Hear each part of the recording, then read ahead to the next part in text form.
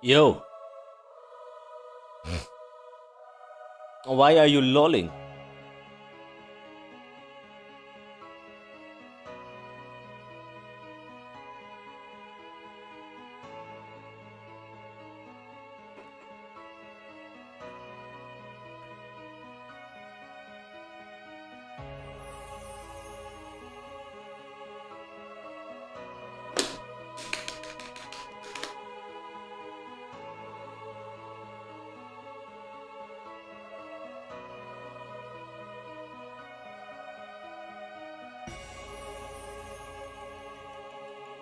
Did you see that AK has a stance, by the way? AK has a stance. You know, the universe sometimes gives me alley hoops. Yesterday, someone said, yeah, Medusa, why do you say this and why don't you trust Nakatsu? And for the 100th time, AK has no stance. Today they post a video where he has a stance with a built-in parry. A stance with a built-in parry, bro, where you can attack from the stance, but it also parries. Yeah. Thank you, universe. Thank you, Allah. Appreciate it.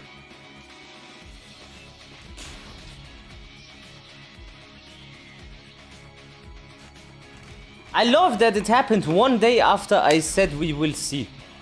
One day after bro, one day, bro. It took one day. He said we need to trust Nakatsu. He said like this and like that. I said I don't believe it. He's a liar. Yeah, but you can't say this. No, I can. Of course I can.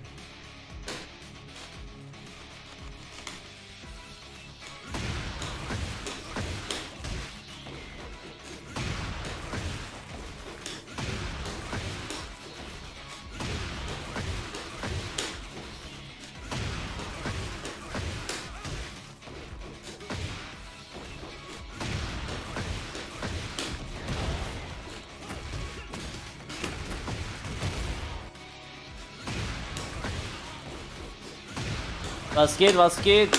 Hast gesehen, Digga? AK Stances?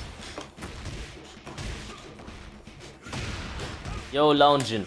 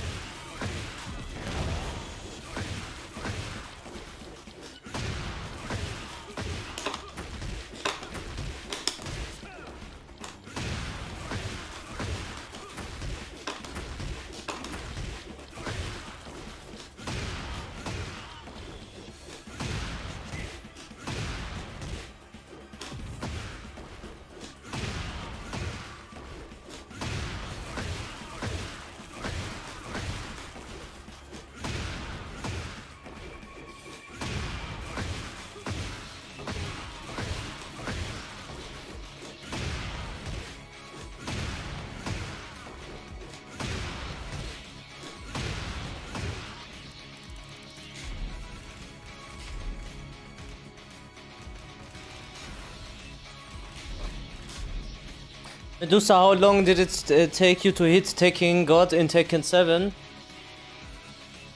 I don't know, to be honest. Maybe a year. Or two. But that's not normal, kinda. Most people took longer. I did it without labbing also. I never labbed, never. Not in Tekken 7. I don't know how it works really, to be fair. I don't have like a good, like, I'm like a toddler when it comes to labbing. I ain't gonna lie to you. Because I've never done it. Never trained throw breaks. Never labbed. If I had the work ethics to do so, I think I would be one of the best players in the world. I really do believe that, because I don't train the way they do. I beat them without knowing anything.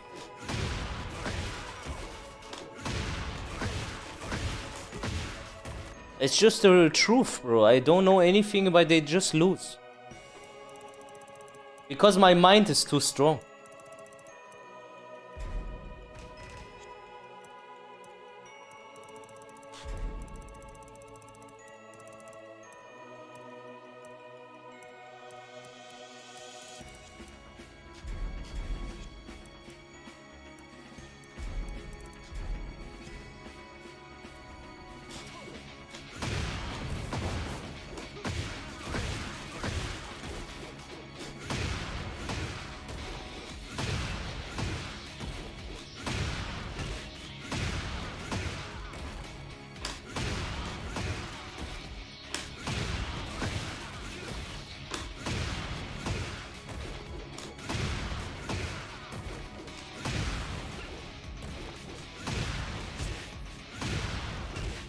Eh?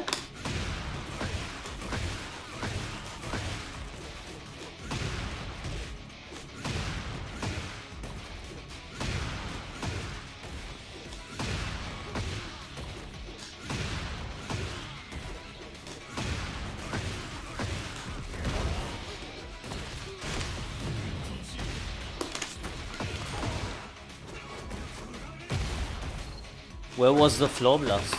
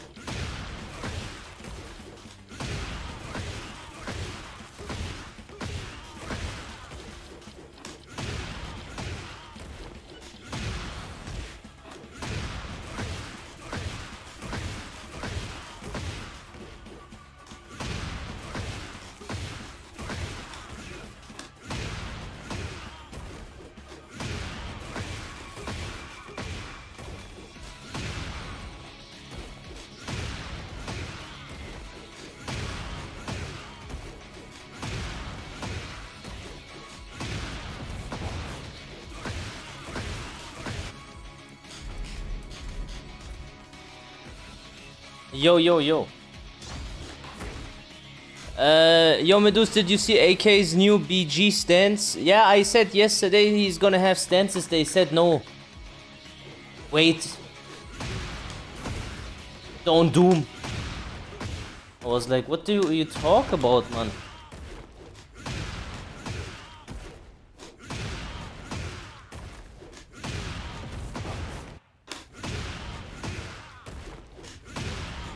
My execution is a bit imprecise today. At least on P1. Yesterday it was good.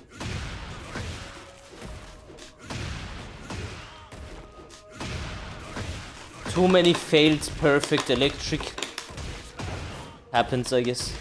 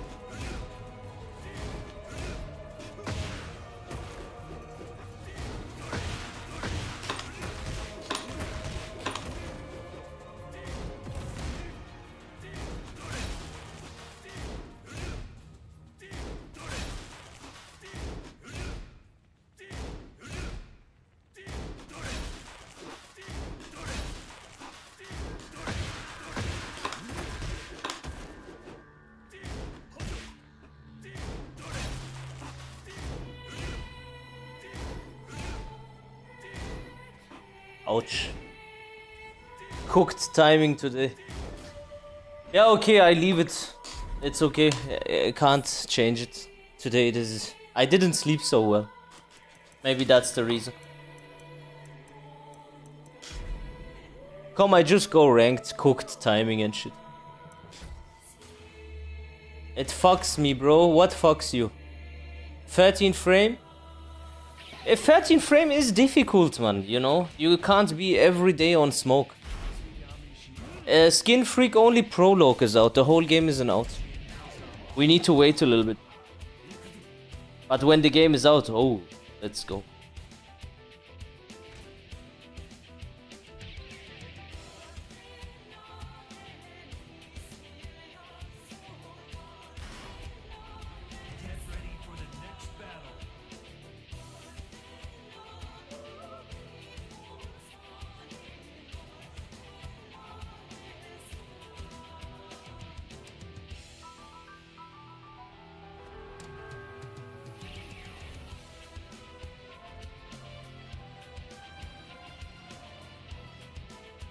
Steam is fucked since yesterday night. Why? I watched a little bit 2xKO, I didn't dislike it. Steam is down?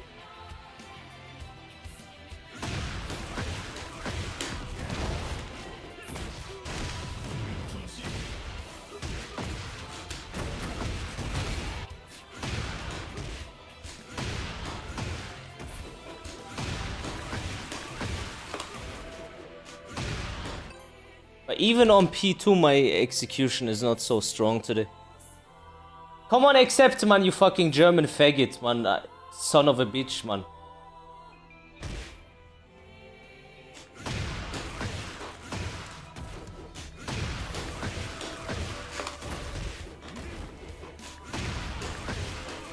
Yeah, these Germans, they know it is me, and then they get scared, bro. Oh, no, Medusa, crackheads and shit.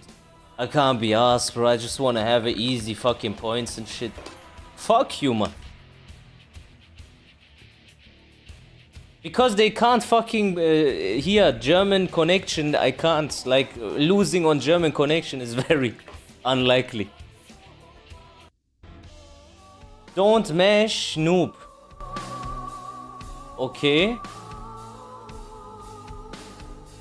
Deutsche nehmen nie an, wenn die andere Deutsche sehen. Die wissen. Die wissen schon Bescheid, diese Schweine.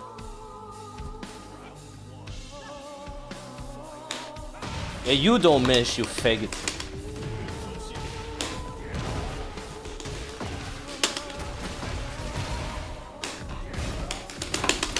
Oh, nice mash. Nice match. Okay.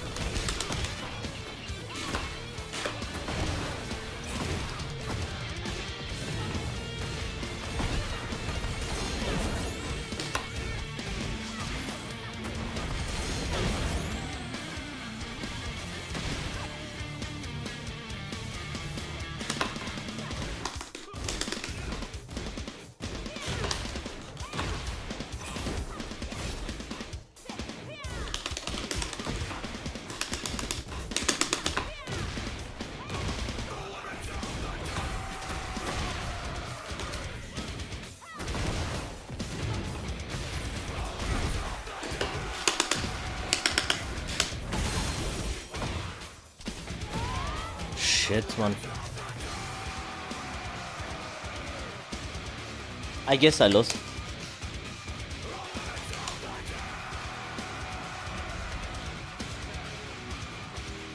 Oh, King of England.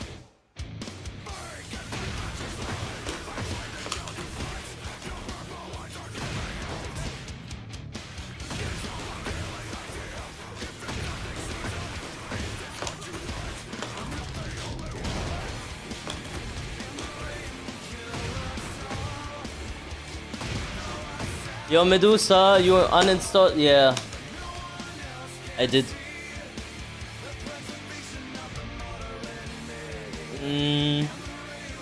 That was pure skill expression. I got outplayed. It happens.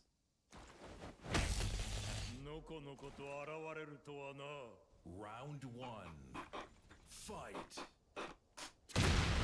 Okay.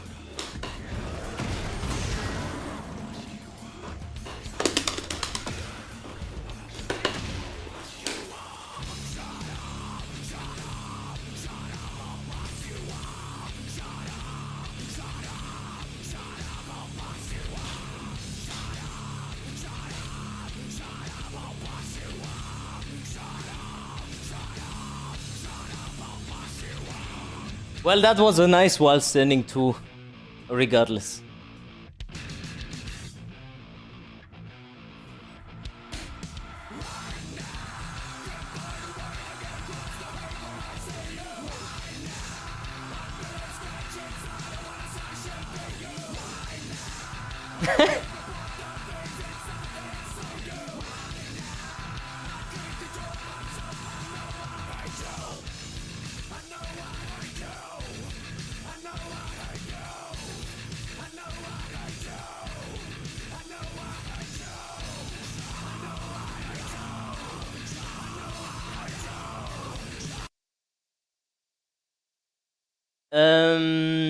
You just have to laugh, don't you?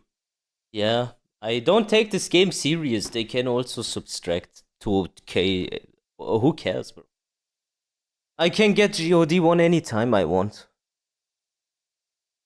Tekken 8 only thing not connecting is the connection.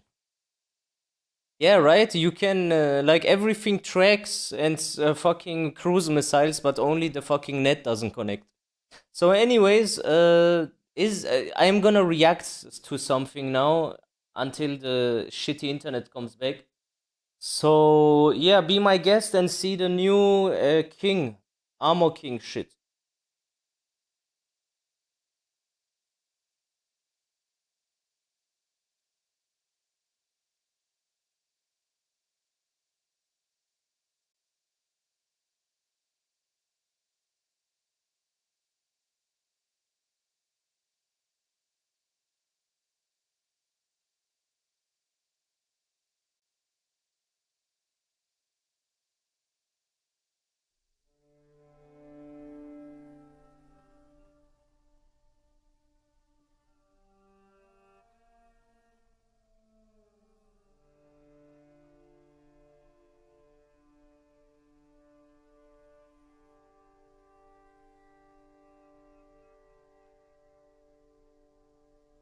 Alright.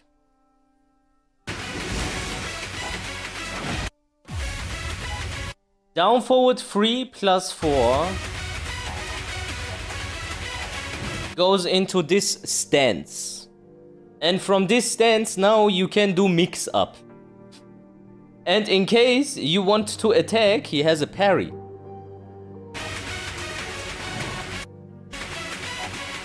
Or forward 3 plus 4, sorry. Okay, that was the parry. It parried a mid. And here you get plus frames.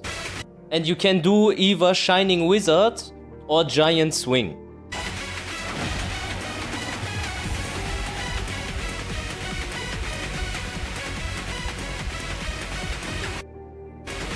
Again, plus frames. And this time he goes for... yeah, this, and you are fucked also. Wait a minute, this is unbreakable.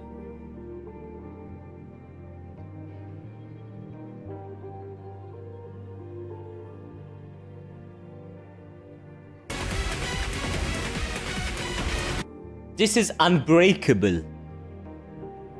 It is not a mix-up, it's guaranteed. And you can decide what throw you do.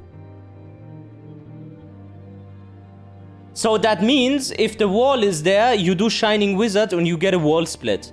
If the ground is there, you do that throw and then you get full combo also. And if the wall is at your back, you do Giant Swing and you cannot break it.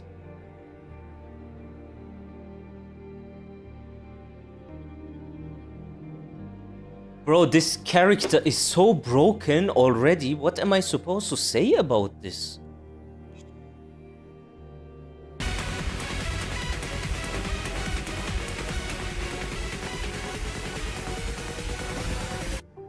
And in FF Neutral 2 goes into stance also. You get a stance after FF Neutral 2. Hey, that's amazing. So we have 2 stances now, not only 1. Yay!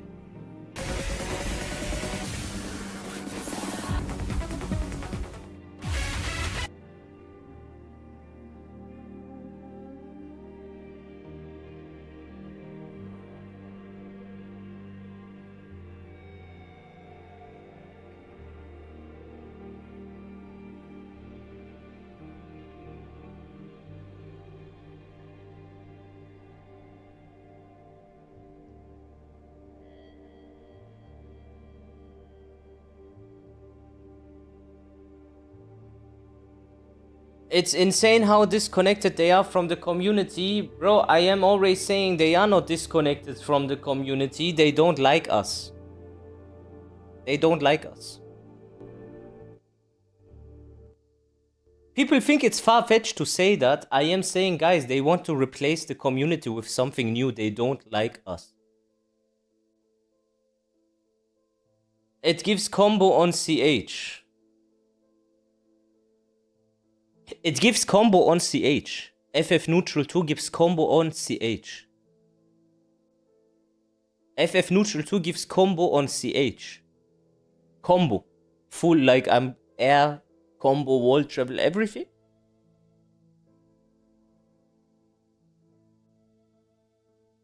Okay, let's see the comment section.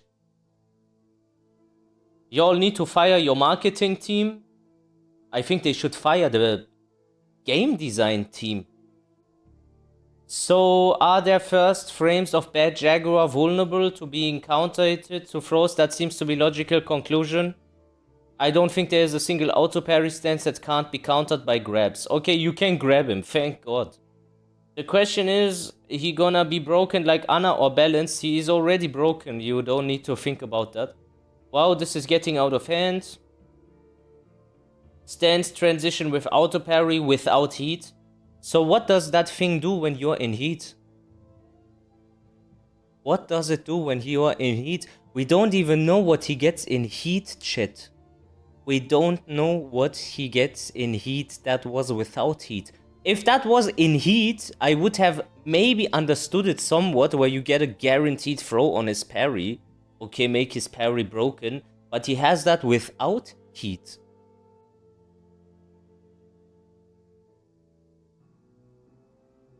Yeah, everyone is unhappy.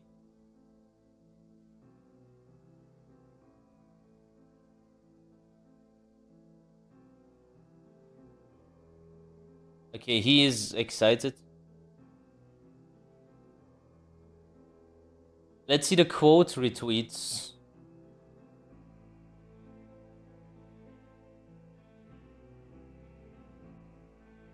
Translate. Early access, general access, Friday. Bro, I be very honest with you, chat. I'm not gonna get early access. I am probably also not gonna buy him. If someone wants to gift me this character, you can go ahead. But I am done with spending money on Tekken, if I'm honest. I'm not a content creator anyway. I am done with this, bro. I am done with this.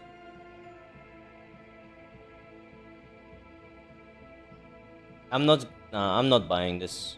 It's okay.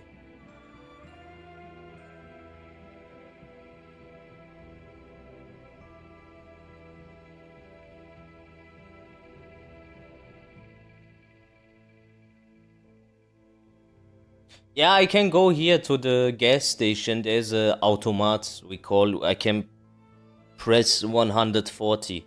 Red or black. Sizzling hot, blazing star. Double triple chance. Joker's cap. I don't need to fucking do this shit, bro. Fuck that.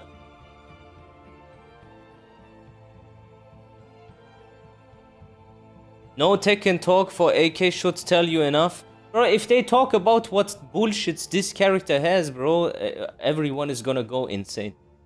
Already. Bro, how would you sit there and say, hey guys, this character now is one of the first characters that has a parry where you get a like guaranteed throw, and then the throw you can decide depending on where you are on the stage. When there is a floor break, you do that what breaks the floor. If there is a wall in front of you, you do that what breaks the floor in front of you. And if there is wall, and if there is a wall behind you, then you do giant swings, so you throw him against that wall. Like, excusez-moi?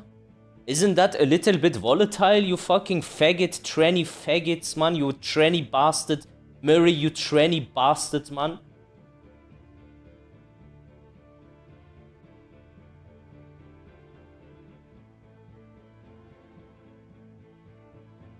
Fucking Jew.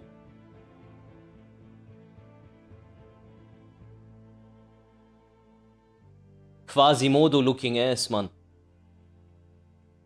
Down syndrome looking ass. That chromosome, he gets that with the next DLC. The one he's missing.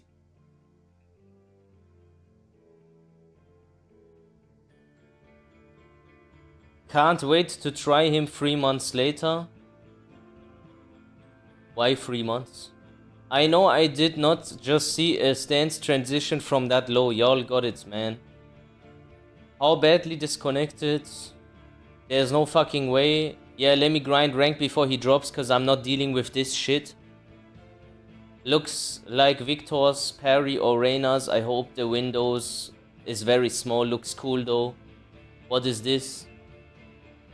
Murray and Nakatsu Harada, you guys are free faggots. I agree. They shall do a human centipede with the main man Sui in the middle. The main man goes back and forth. Yeah, every hole is filled. And Nakatsu in the front jerking off while Murray is shagging him and also receiving from the back though. Human centipede. He can make some fat and gay jokes there. My man pussy. You know TMM. Bro, LMFAO. Bro, I am angry, man. I'm done with this. I am tired of this shit, man. I can only say slurs at this point. We are past this constructive critique and yeah, but you cannot say this word and that. Now fuck this, man. I might even say the N-word for no reason.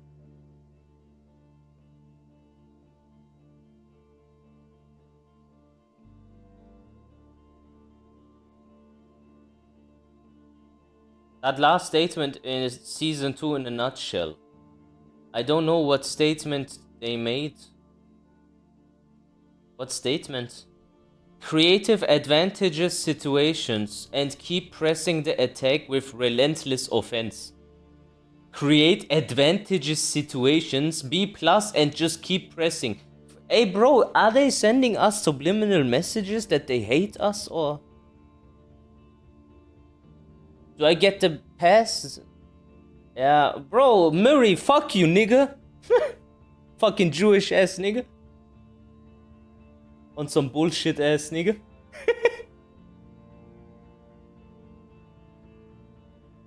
Man. Annoying, bro. Annoying.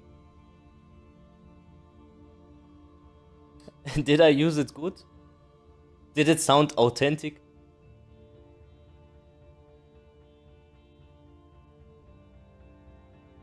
Ah.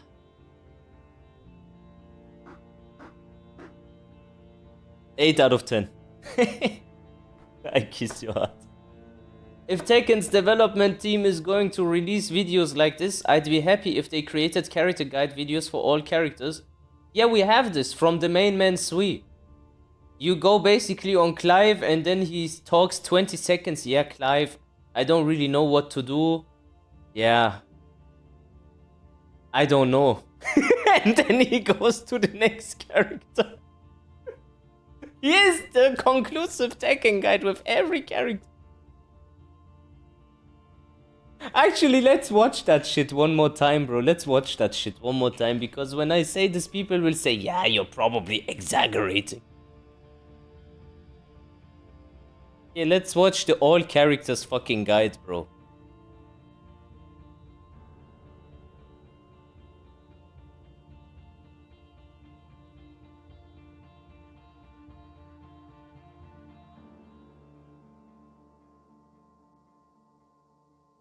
See what he does. Okay. And then if you know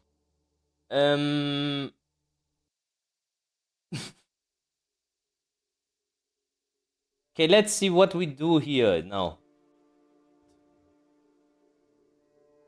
So the first thing we are going to talk about is how you can't challenge him in the neutral. As soon as you're at mid-range like this, it's a losing proposition. You have to respect him, in my opinion, because he can Titan at any point in time with no consequence. This is a power crush, but if he does it from this range, you're not gonna punish most of the time because you'll be too far away. He's also constantly threatening a homing move here back to a high. It has no homing trail, but it is homing. That's funny. And note the range of this move. If he goes into Phoenix Shift here by holding forward, he's +6. And then we have Pile Driver. 22 frame startup. Mid. Note the range. Knockdown on normal hit. Counter hit launcher. Has no homing trail. You can't sidestep this move. It's also a steel pedal. Yep. It also acts as a steel pedal. And then, of course, we have a Demon Breath. That's 13 frame startup heat engager. That's safe on block. This can also be done from a crouch. We have forward 1+2. Note the range. Counter hit, 50 damage. And then we have an unblockable throw. That gives me +3, by the way. This guy's neutral is a joke. You need to beat the player. There's no counter. You need to look at what does he do, like try and read the patterns here in the mid-range. Try and read the patterns. Down for 1-2 has to be ducked. That has to be ducked. You have to duck that. With this character, I can only show you his options and his stuff, but beat the player, I don't know. When I see pro players try and deal with this character, when he starts flailing in heat, they take their chances with power crush. And that tells you the level of counterplay. This one is -13. Typical flowcharts looks like this. Typical flowcharts. Yeah, I don't know what to tell you, to be honest. I don't know what to tell you. Okay, I don't know now either. Thank you for the guide. Why do you do the guide? Just don't do it. What's the point? I don't know. Also, I thought you were gonna tell me.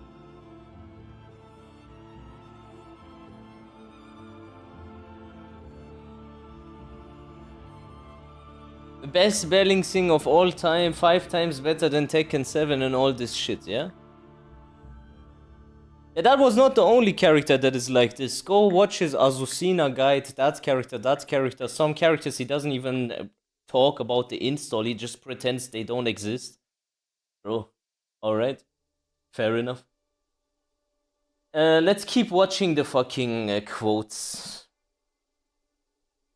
Best parry in the game, FF Neutral 2 stance mix-ups amazing ideas. As you can see below, they are talking about AK's blowjob stance. Armor King's new stance parry, rest in peace.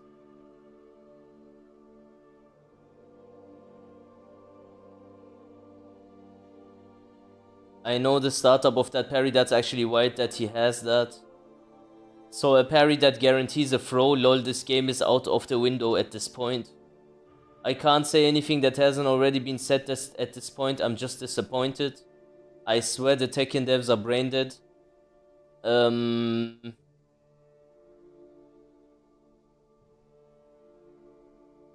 I am gonna also tweet something now. Because this is the only thing that I can think of.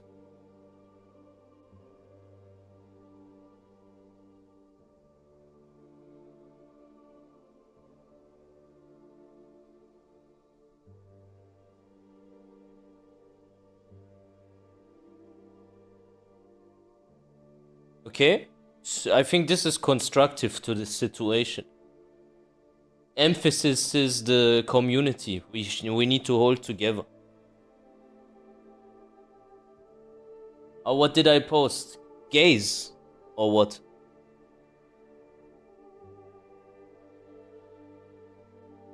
Okay, I posted again. Did I post gays or? Ah, okay.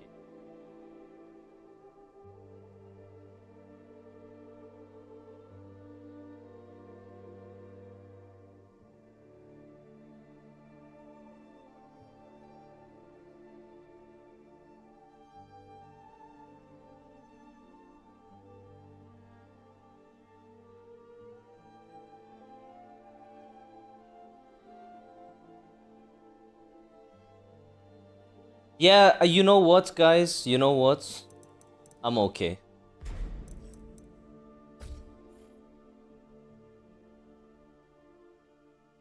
I can't be asked. It's okay.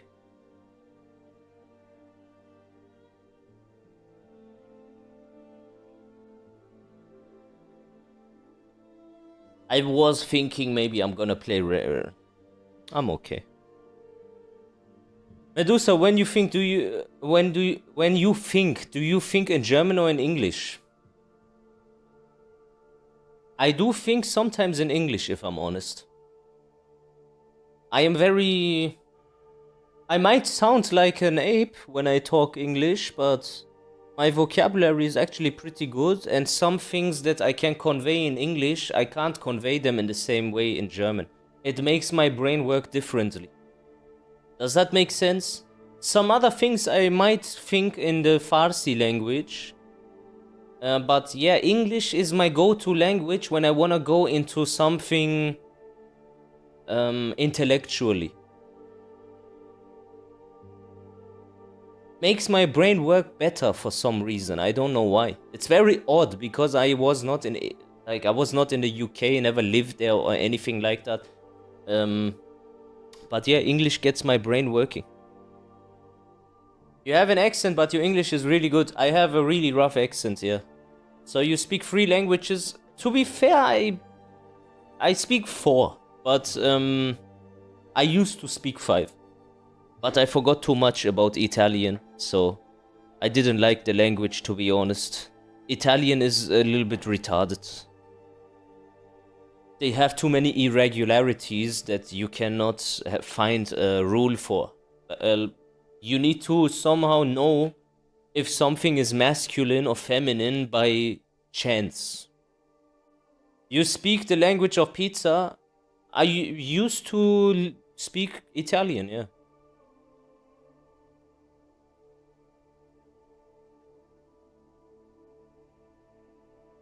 Shut up, anybody can be Jewish, whether it would be an animal or human. Stop this hate. I agree with animal.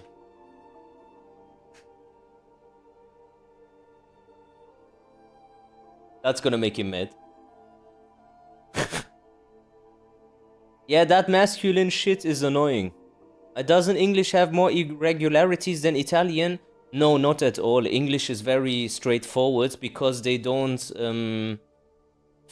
they don't have so many genderization in the language. Italian has way more. Way more. English is super, it's a very simple language. That's why a lot of people can learn it so quickly, because it doesn't gender the grammatics. And gendering is the problem in many languages. Even in the German language, by the way. Evident. What do you think about the latest Matrix movie? I know the lore about that latest Matrix movie. They basically were forced to do that because, yeah, the Matrix exposed too much this like Jewish control shit. And then they were like, yeah, you need to make like a last one so we can like taint the message behind it. They said like, yeah, we don't want to do it. Then they said, we buy the shares on this fucking shit. We have the copyrights. So if you don't want to do it with us, we do it without you. So one of the Witch Couch Key brothers, I don't know how to say it, said, okay, I'm gonna work with you so he can influence it as much as he can. But it still ended up being dog shit. They are now sisters. So I just want to ask you, the guys that made the movie about the Matrix, exposing all this shit where the ship is like Nebuchadnezzar, or what that name is, that's the Jewish king in Babylon. And then the last city is called Zion. And Neo's passport expires on 9/11/2001. You know, all those messages about these people, yeah, are inside that movie. And then the people that made the movie all of a sudden became sisters. That feels a bit forced. No, that feels a bit like a humiliation ritual. I don't believe it, that it's an organic situation. I just don't believe it. Why the fuck did they become sisters? Bro, I just think it was an humiliation ritual, or they would have killed them or something. There's too much info in that movie about these people, you know? It's just too much and too direct. Yeah, now they say it's about being trans and shit, yeah. Sure.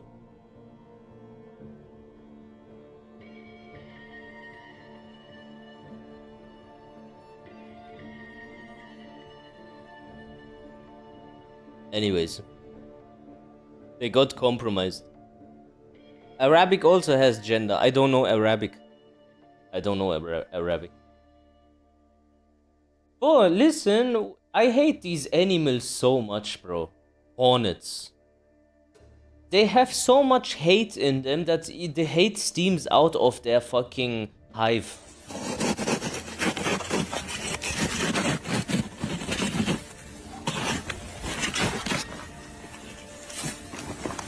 Bro, look at this shit, yeah?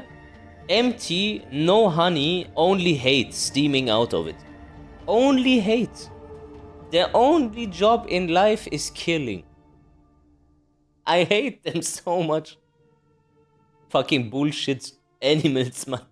Insects. Dry as hell. Yeah. Bro, this one was funny.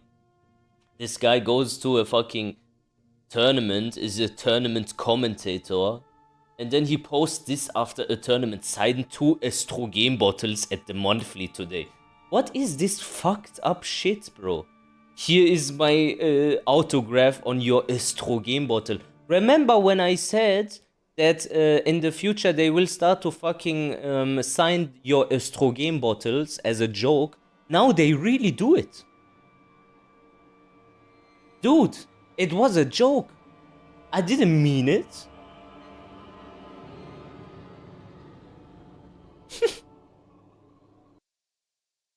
It was a fucking joke.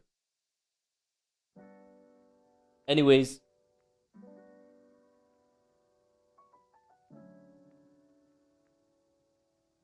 Oh, that is so funny. Movement, in my opinion, is the most beautiful thing about Tekken.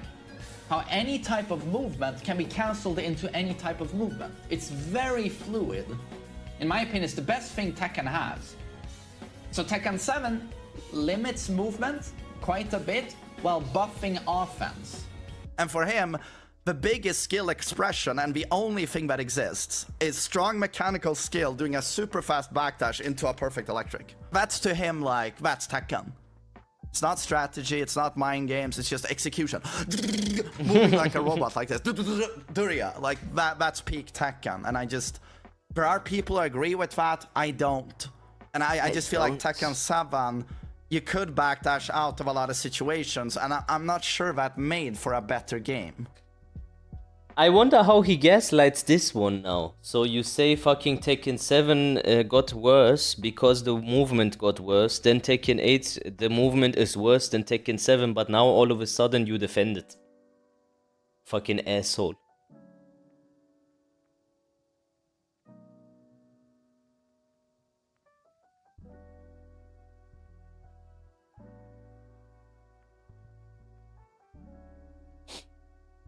Chad mask, yeah.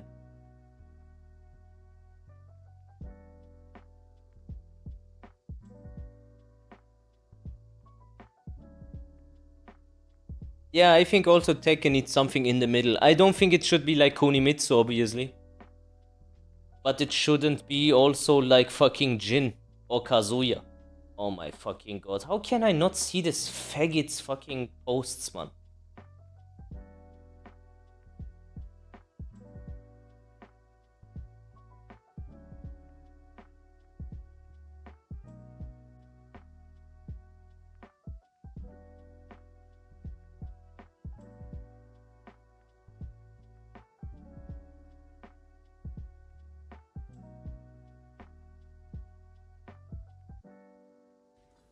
Fast-paced decision making. Fast-paced decision making. Okay, let's see. GOD2.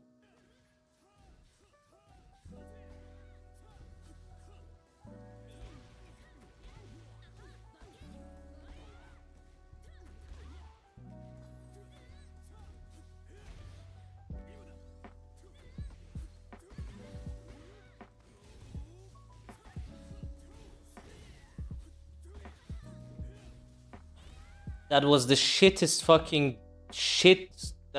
This was just shit. Why do you even post this, bro? Is that Azuka a bot? Bro, this could have happened to anyone. I guarantee you this could have happened to anyone, bro. It doesn't matter. Bro, Vedback, this can happen to any fucking one, bro. I promise you.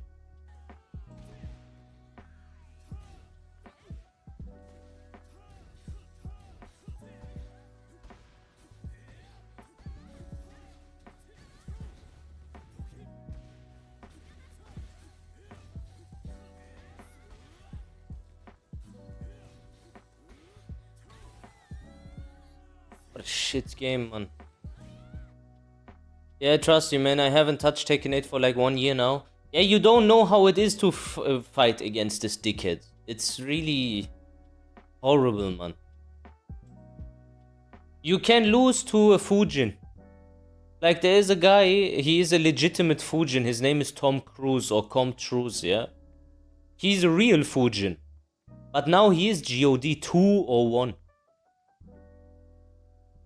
Even I have lost against him 2 games. But he is Fujin. And he doesn't play good. That's the thing. If you do down back 1-2 raw, he doesn't punish it. When you do fucking full crouch 3+4 on block into twin piston, he gets launched most of the time on block. And when you do down forward 1, down forward 2 into duck twin piston, the first time it always works.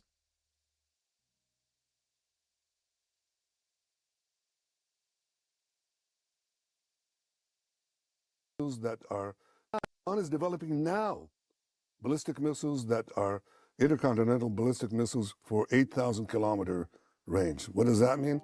They add another 3,000 kilometers, and they've got under their atomic guns, the New York City in target, Washington, Boston, Miami, Mar-a-Lago. Okay?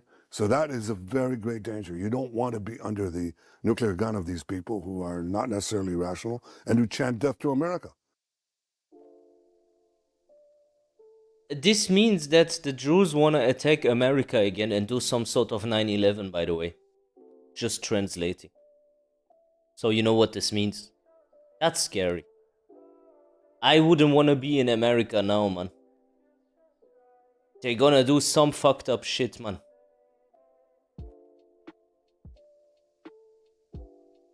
Yeah, you are cooked. You're gonna definitely get another 9/11. I promise you. Loved your streams. Yeah, we need to make a guerrilla, bro. Just, I don't know, everyone come to Germany and then we make like a fucking clan or some shit to, I don't know, defend ourselves against the Jews, bro. Did you see what they posted about Charlie Kirk? The newest messages Candace Owens posted where he said, I am gonna leave the Israeli cause and they are bullies and shit like this and the donors are putting pressure on me and blah blah blah. Did you see? She finally released the evidence.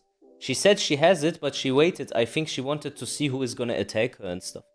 Fake in your opinion? I don't think she's the type of person who would post a fake screenshot of a conversation. Because that would be the end of her career if it comes out that it was fake. I don't think it's fake. Doesn't that mean she's gonna get killed? Well, I don't think it does mean that because the reason why they killed Charlie was specific. Charlie Kirk had it was influencing the audience that they want to influence, you know, the right wing in America, to get them on the boat to fight against Iran and fucking, yeah, we are fighting against the jihadis and stuff like this. And they also funded his joints, you know, to like, I think he had like 100 million in funds from Jewish donors overall. And then going against Israel while they build your platform, I guess doesn't work. Candace is okay, she is an anti-Semite, but she doesn't target the audience that they want to target anyway. The people that she talks to already hate Israel, and they already hate Jews. But the people that Charlie was talking to, they don't hate Israel because his audience was like groomed into liking Israel. And if he then says, you know what, guys, they are bastards, I was wrong, and slowly become anti-Israel, that would mean they would lose probably 90% of their supporters at once. It is a different dynamics with Charlie. Because he was shilling for Israel for a long time.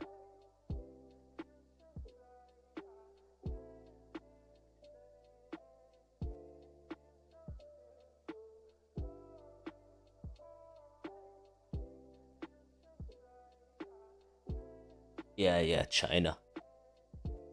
I just spoke with Congresswoman Rialana blah blah blah, and she tells me that she has received evidence that China funded the one of the groups under FBI investigation that are here discuss plans to assassinate Charlie Kirk, yeah?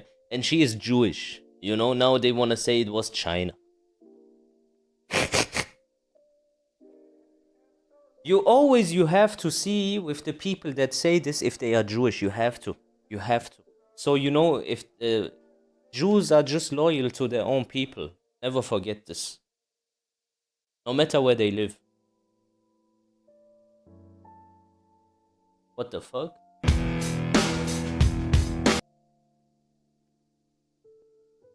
Well, these motherfuckers are dangerous, bro. Okay, unless you can give them something to eat. Laura Luma ate dog food. Did you see the clip? I've seen it, I think, well, a long time ago it was, right? Yeah, I mean, she's a dog too, so it's not surprising.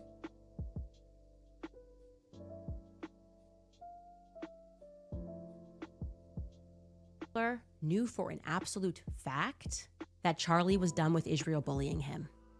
That's what bothers me so much about this man. Him allowing these headlines, Charlie's pastor speaks out, you know, crushes Candace because of what she said, not whatever. I don't like it. He knew, and others knew, that Charlie was done with Israel bullying him, and I am now going to present you proof of what I am saying. This is an actual group chat, which happened 2 days before Charlie Kirk was assassinated. There were 9 people in total on this chat, including Charlie and Rob McCoy. I'm going to protect the names of the other 7 for now. To be clear, I might actually release a name every day this week, but I want to show you this because... Okay, bro, if she's gonna also release the people that were involved in this group chat, bro, there's too many people involved. You can't just say this is fake. Suffice it to say, Rob McCoy was on this text thread, and I think it helps contextualize him as a person, in my view, that he would attack me for telling the truth about the pressure that he was facing. Take a look. So, you saw what they are calling the Muslim guy who did false flag attacks in Manchester, his name? Yeah, his name is Jihad. Like, how high is the probability that some dude named Jihad does attacks some fucking Christians for no reason in Manchester, or I don't know, who did he attack again? And then scream Allahu Akbar, and then they have their headlines, Jihad al-Shami or some bullshit. But who is the next fucking terrorist guy? You know the name? Muhammad al-911 or fucking Baghdadi. Like... Charlie writes in this group chat, just lost another huge Jewish donor, $2 million a year because we won't cancel Tucker. I'm thinking of inviting Candace. Muslim al-terroristo. Charlie writes, Jewish donors play into all of the stereotypes. I cannot and will not be bullied like this, leaving me no choice but to leave the pro-Israel cause. And somebody writes, a donor writes, please do not invite Candace. That might feel good short term, but it's not good long term. In my opinion, like all groups, you're going to get a wide variety of opinions. That nasty free will thing that God bestowed on us makes life frustrating at times after the dust settles a bit, maybe. So again, this is 48 hours before Charlie Kirk was assassinated. He was very clear and he was very explicit, and he did not back down, not in that Hamptons meeting, which they're all lying about, nor in this text thread. I'm not going to reveal the names of the other 7. Actually, you know what? I disagree with myself 4 seconds ago. Let's just throw in Josh Hammer for funsies. He's on this chat, okay? Okay, so we have one dude that is in this group chat. His name is Josh Hammer. So what are we to make of that? Okay, now that I'm showing you this and showing to you that the conversations were real, I want you to reflect, and it took me a lot of patience to allow a lot. Is Josh Hammer Jewish? Yes, Josh Hammer is Jewish. He was born in Westchester County, New York, to a Jewish family and raised... Yeah, bro, every single time of it's... Hammer. Who has this name, Josh Hammer? Please. What normal real person's name is Josh Hammer?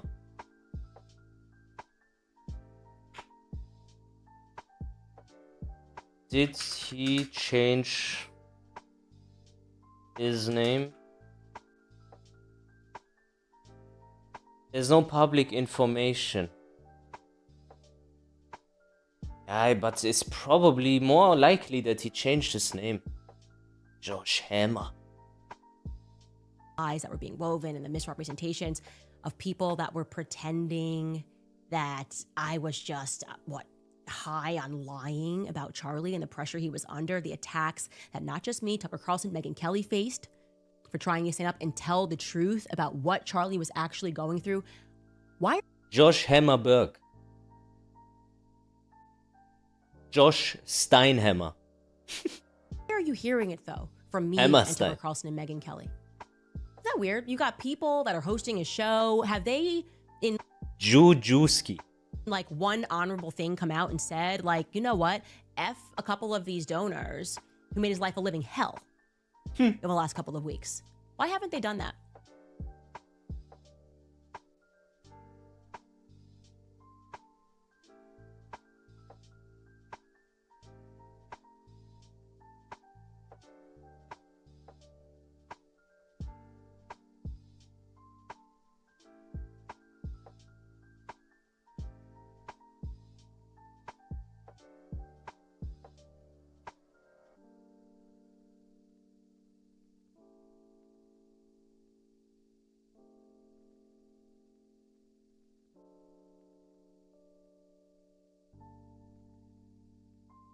It's crazy how this fucking shit is not over yet. This, like, Charlie shit. The curse of knowing too much. Let me see what it says, bro, because I knew too much for fucking 7 years. So the curse of knowing too much, that is real. It makes you feel lonely. And you need to always pretend as if you don't know things, but you kinda wanna talk about it. And listening to other people is annoying because they are retarded to you, since you know the script and they don't. Being more intelligent than average humans is also hard to deal with, because they think you are dumb, and not the other way around. So let's see what it says. The curse of knowing too much. Here's a truth no one talks about.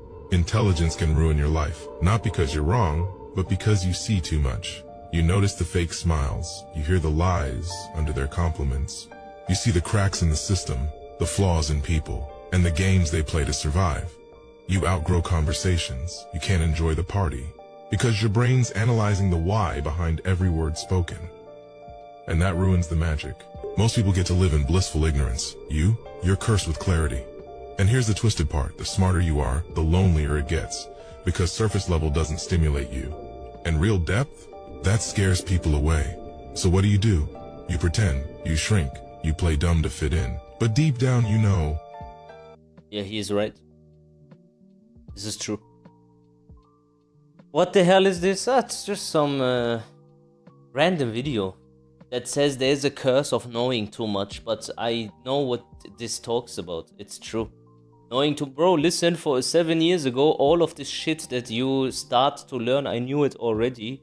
And I needed to pretend all the time as if I don't know. I knew already everything is controlled by the Jews. I knew already they trying to fucking get us into World War III. I knew already they want to do fucking a war with Iran. I knew already that they want to, like, take over Palestine with some false flag attack like they did in 9/11. I knew already that they killed JFK. I knew already that they did 9/11. I knew already that all these fucking LGBTQ scripts come from Jews.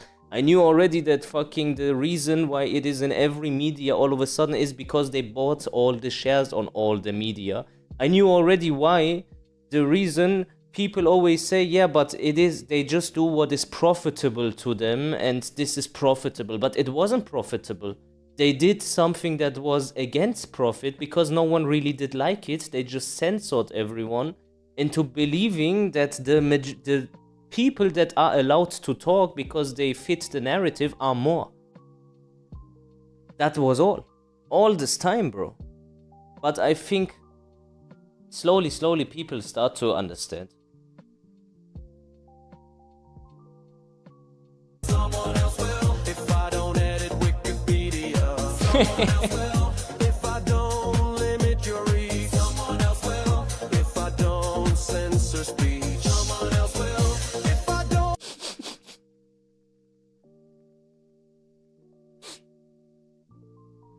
I'm proud of Moist Critical that he finally spoke up. I'm not. Because he is like the main man. He's a fence sitter. He's gonna sit on the fence as long as he can until it reaches a point where it will be negative for him to not change the script. And that's what the main man does all the time.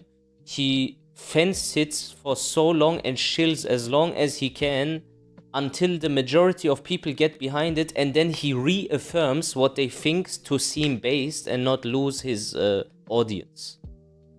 Once it reaches someone like Moist, it's just a mainstream situation.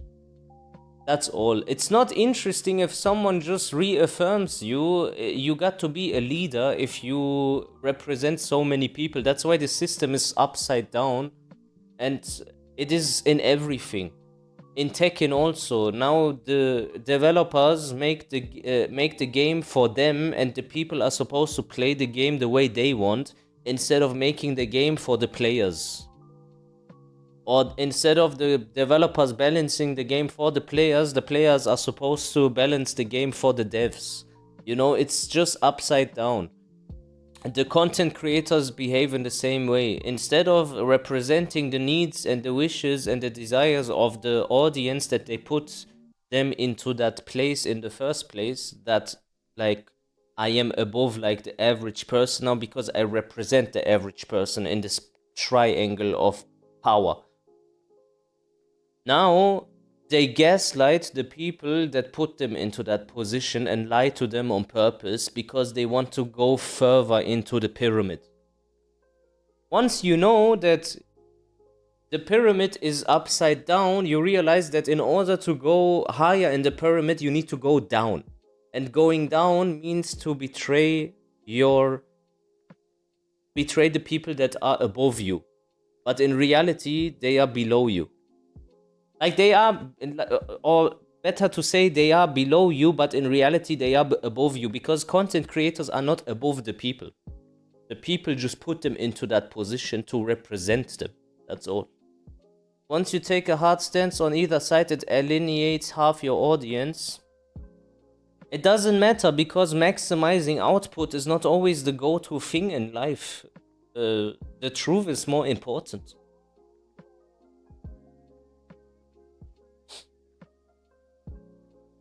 You doing horror games tonight? We can play that Dead Space game a little bit if you want. But I feel like chilling, to be honest.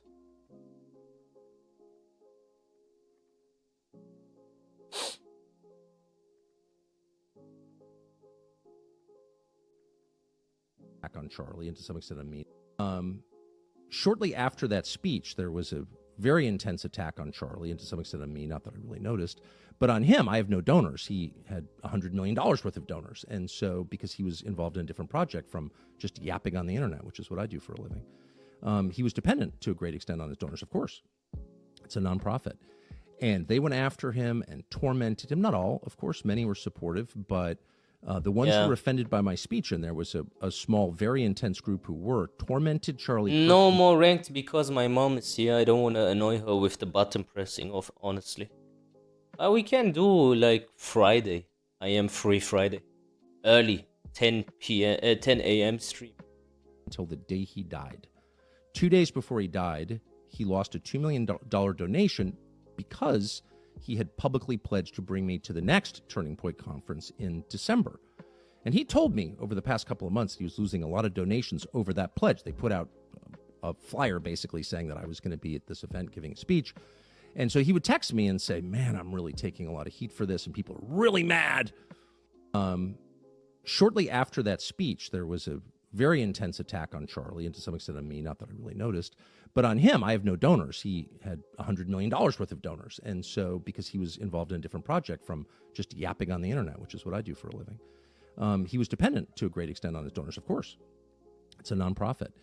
And they went after him and tormented him. Not all, of course, many were supportive, but the ones who were offended by my speech, and there was a small, very intense group who were, tormented Charlie Kirk until the day he died. 2 days before he died, he lost a $2 million donation because he had publicly pledged to bring me to the next Turning Point conference in December. And he told me over the past couple of months he was losing a lot of donations over that pledge. They put out... Bro, let's be honest, bro. This fucking message that she released is real. Because it, as you say, it aligns perfectly with what he has been saying. Perfectly. Even the number is correct with the 2 million. You can't, like, how do you know that in advance? He could have wrote in that fake message 3 million, 4 million, 1 million, 700k, I don't know, 6 million Jews died in the Holocaust, allegedly.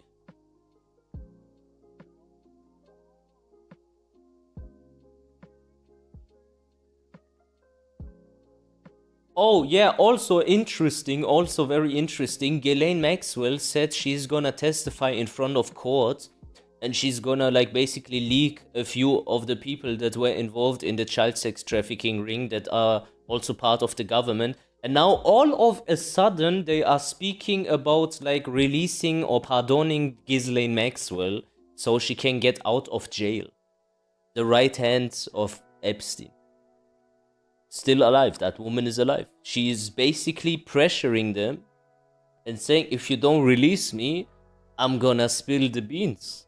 And now he's getting asked on this because it's leaking, and he says, yeah, I don't know, I speak to the DOJ about it, maybe yes, maybe not, let's see what happens.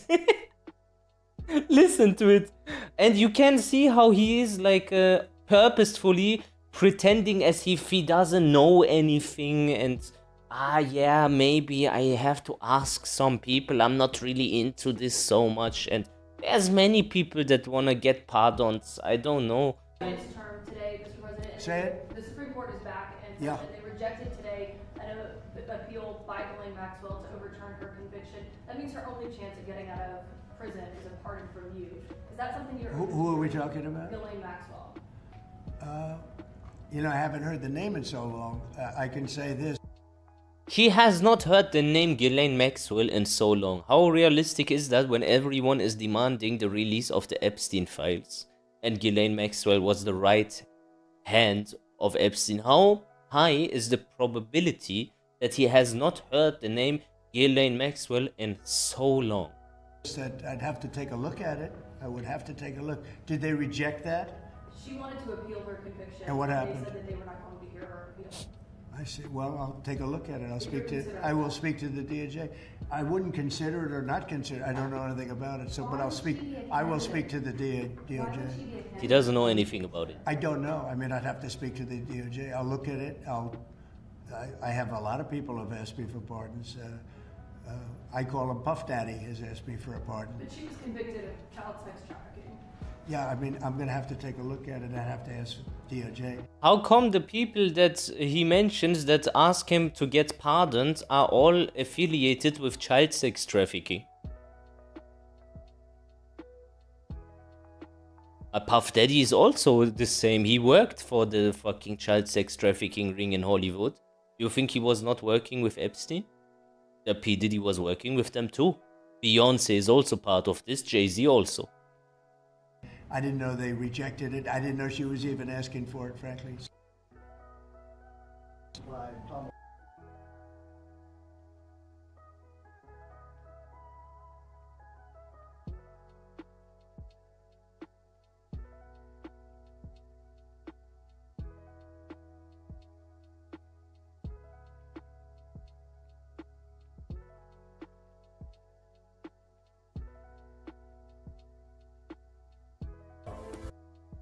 Oh, Richard Nixon. Do you want to hear the leaked audio of Richard Nixon talking about Jews and how they are a problem and that they are the like basically not the real Jews from back then, and that they are very smart bastards and that they are a problem, and he doesn't know how to fix it and he doesn't dare to speak about them, no one can, and stuff like that? Have you ever heard the president, the 37th president of the United States, officially speak about Jews in the way Hitler would speak about them? And then they would speak about Hitler, yeah, he knew something, those motherfuckers and shit like that. It's so fucking wild. Let's listen to this first. What is called the Jewish lobby in this country. Their belief is that being for Israel first, that does not mean you're putting America second. An American president, however, has to approach it in a different way, in my opinion. He's got always to think first of what is best for America. An American president must make a decision that does not, in effect, give the Israelis a blank check. And one example of that is a decision that I made. I decided early on in our administration that we were going to seek good relations with Egypt and others of Israel's neighbors. Many of my Israeli friends didn't like that because they wanted a special relationship with Israel and Israel only. Let me... Okay, this is what he says officially. Yeah. So the people here have not clocked on that there is like... Okay.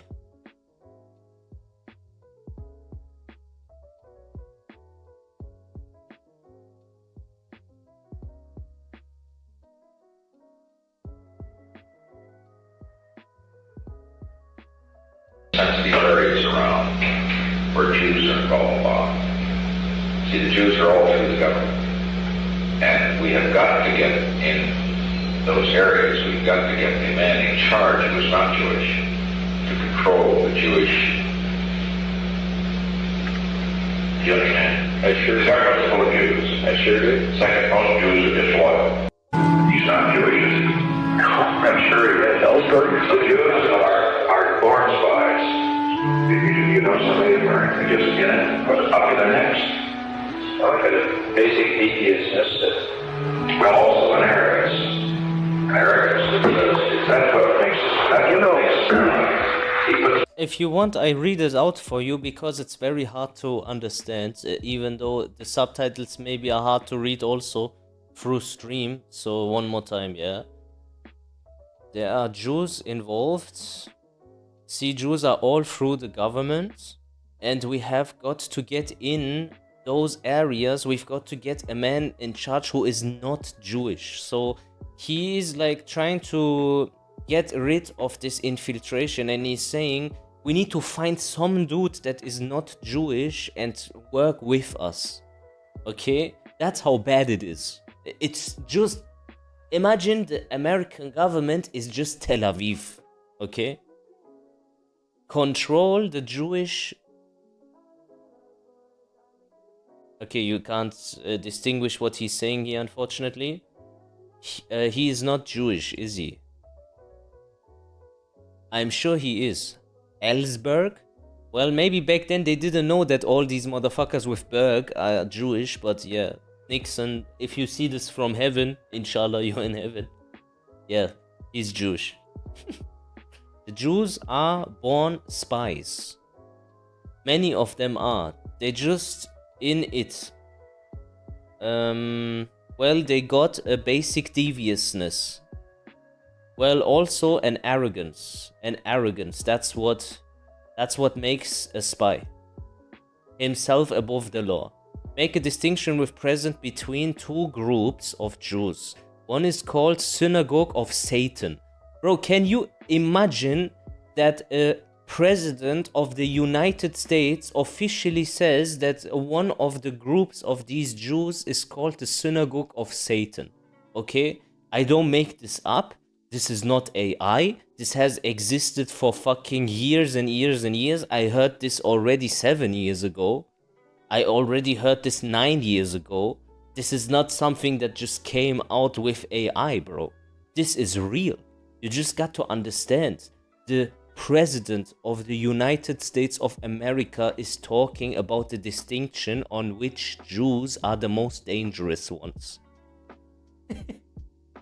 Just listen. Two groups of Jews. One is called the Synagogue of Satan. There's two different kinds. And those people, in the latter days, it's called the remnant of God's people, which will be Jewish people. And then there's the Synagogue of Satan. And nearly all of your religious deceptions in the latter days, what the Bible speaks, latter days to be 1,000 years, what they call the Synagogue of Satan. And in the media, they had the whole thing, you see. But he went about it wrong. But this stranglehold has got to be broken, or this country is going to go down the drain. That is crazy.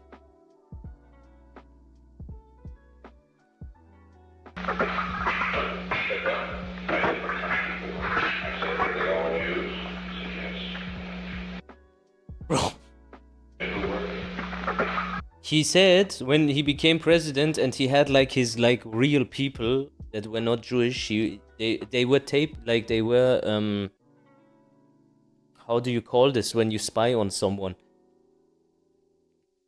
He asked how many of them are Jews. Then the other guy says all of them.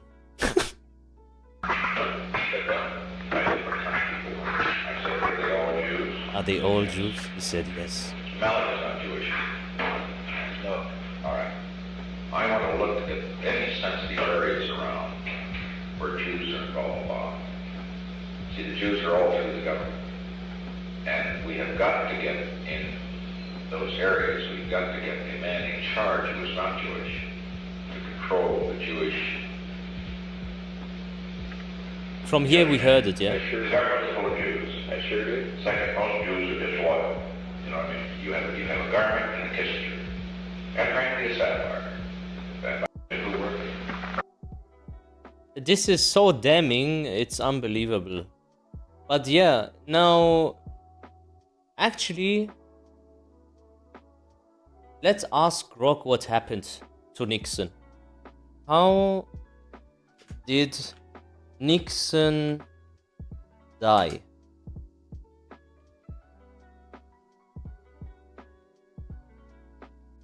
Richard Nixon died on April 22 at the age 81. Complications of a massive stroke. He suffered 4 days early on April 18th while at his home in Park Ridge, New Jersey. He was hospitalized at New York Hospital Cornell Medical Center where he passed away surrounded by family. Was he the president at that time? No, Richard was not the president at the time of his death on April 22, 1994. He served as the 37th president of the United States from January 20, 1969 until his resignation on August 9, 1974. At the time of his death, Bill Clinton was president.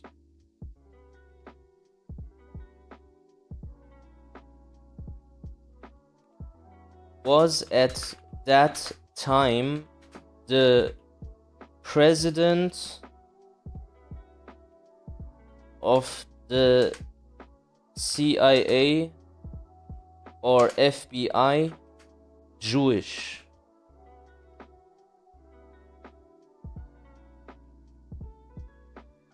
No, neither the director of the CIA nor the director of the FBI in April 1994, the time of Richard Nixon's death, was Jewish. CIA Director R. James Woolsey served as the Director of Central Intelligence from February 1993, January 1995. FBI William S. 1987, 1993. Took full control, but even if considering him for late April, he was also not Jewish. Who was Jewish? And at what time? Based on your previous questions about was Jewish at that time, below is a recap with specific details. No, he doesn't understand my question.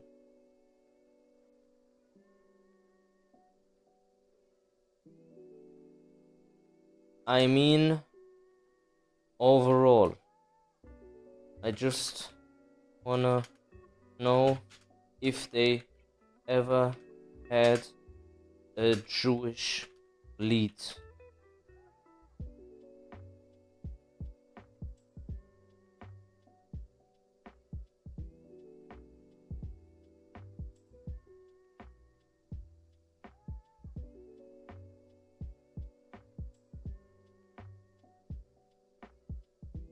That's not true.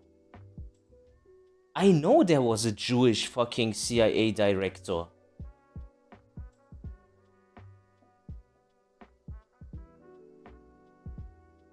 Wait a minute, that's not true. I swear that's not true.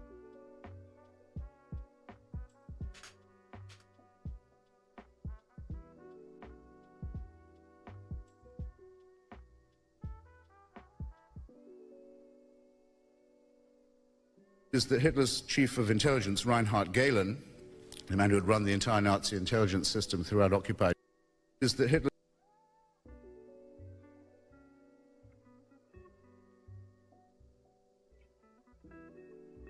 CIA Deputy Director Alejandro Mayorkas, Director of National Intelligence,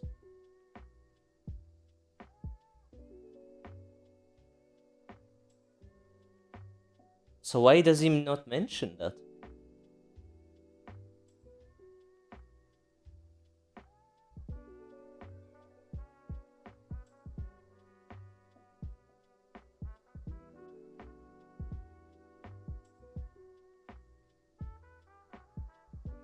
I am so confused, bro. I swear to God, I know for a fact they had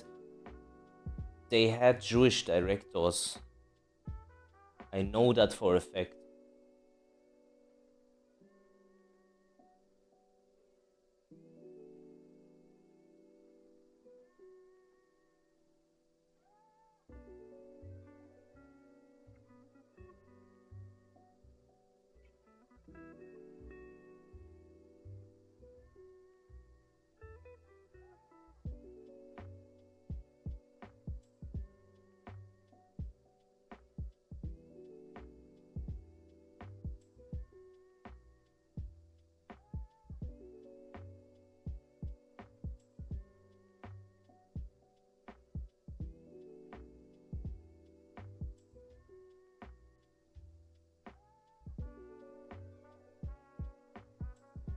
Okay. Who is Dan Bongino?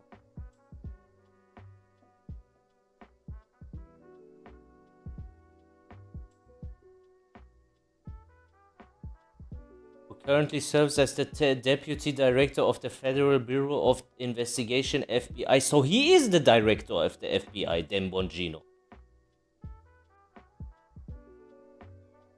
And when I ask you if he is Jewish, what do you say? He is Christian or what? There's no definitive. Yeah, fuck you. This guy is Jewish.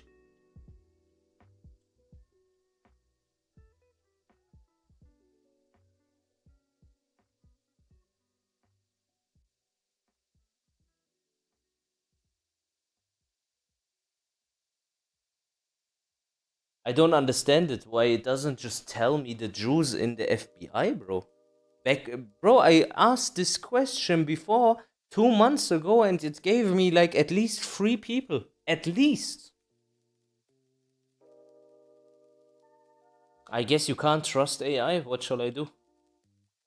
I mean, I knew you couldn't trust AI, but I wouldn't have thought it would blatantly just not mention it, you know, on the sly, on that sly vibe. You kinda have to know already what you want to ask for. What's the point of that then? Look up Sam Altman, he made OpenAI. I know he is Jewish, Sam Altman.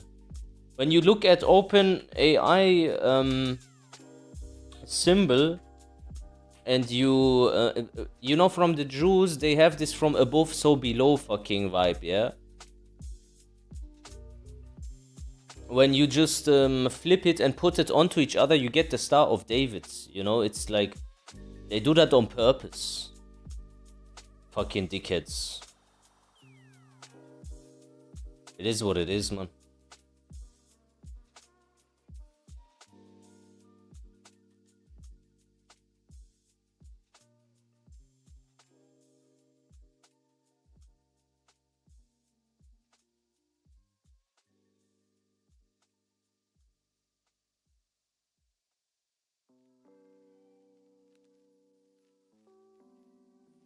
This Molech thing is where they did Holocaust, you know, where they sacrificed the children on that statue. This is also legit. This one is also legit. They make like, they put like little stars, but they form the stars also in the form or the shape of the Star of David on purpose. This is all on purpose. Why Why would you make it in that distinct fucking... You know what I mean? There's not a coincidence that it looks like this, obviously. You got to be retarded to think this is a coincidence.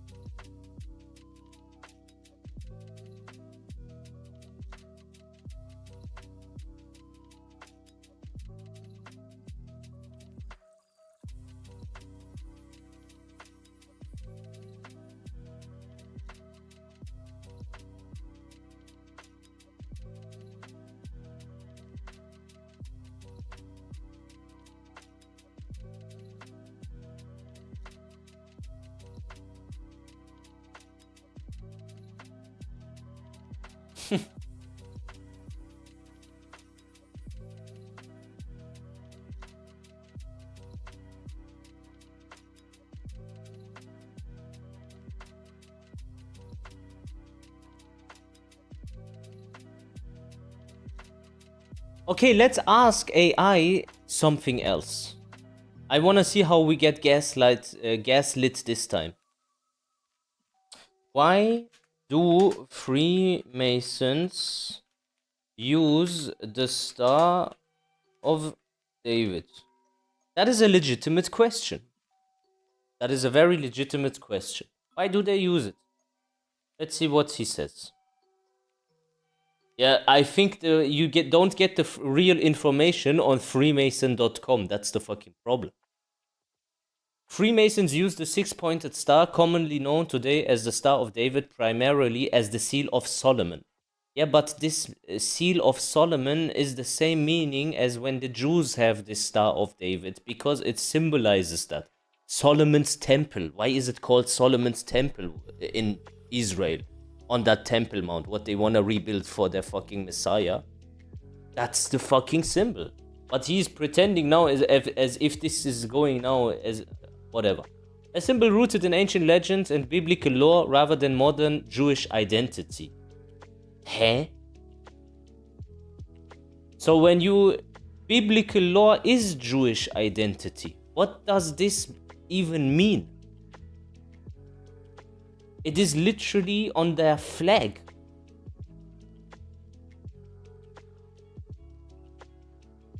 Ach, fuck your mother, man. What you wanna, you know... Have you played the first Assassin's Creed? Yeah, it was amazing. Al-Mualim.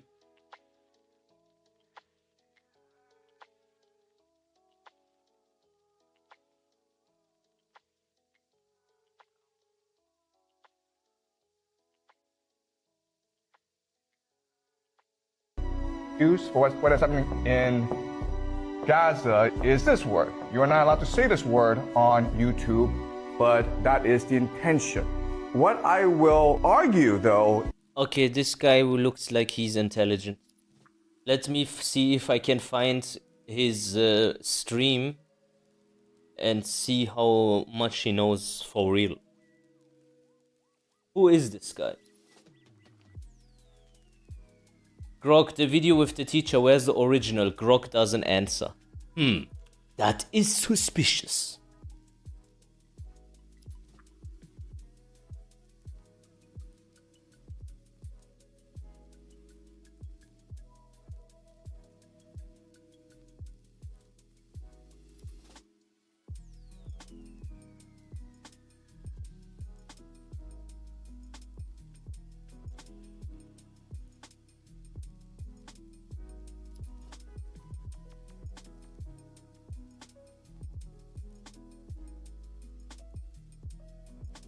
But which one of these is it?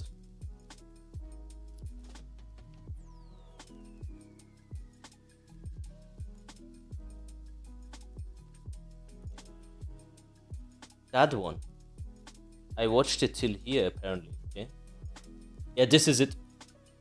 Okay, let's go. Let me go to the toilet. I wanna fucking analyze this guy's... I wanna analyze this guy's brain.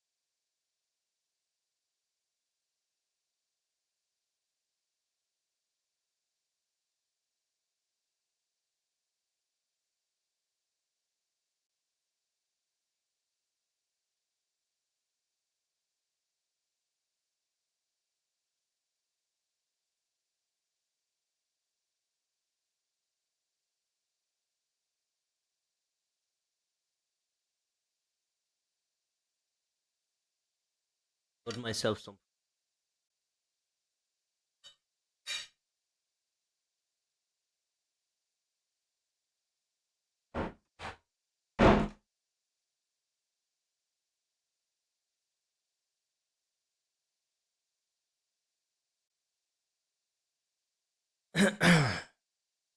Discuss some extremely controversial topics. And because this is going to go on YouTube, there are certain words I cannot say. So just to warn you, I will write down these words, but I will not say them, because if I do say them, then I will get censored on YouTube. Today, we're going to look at how evil triumphs. Why is the world so evil?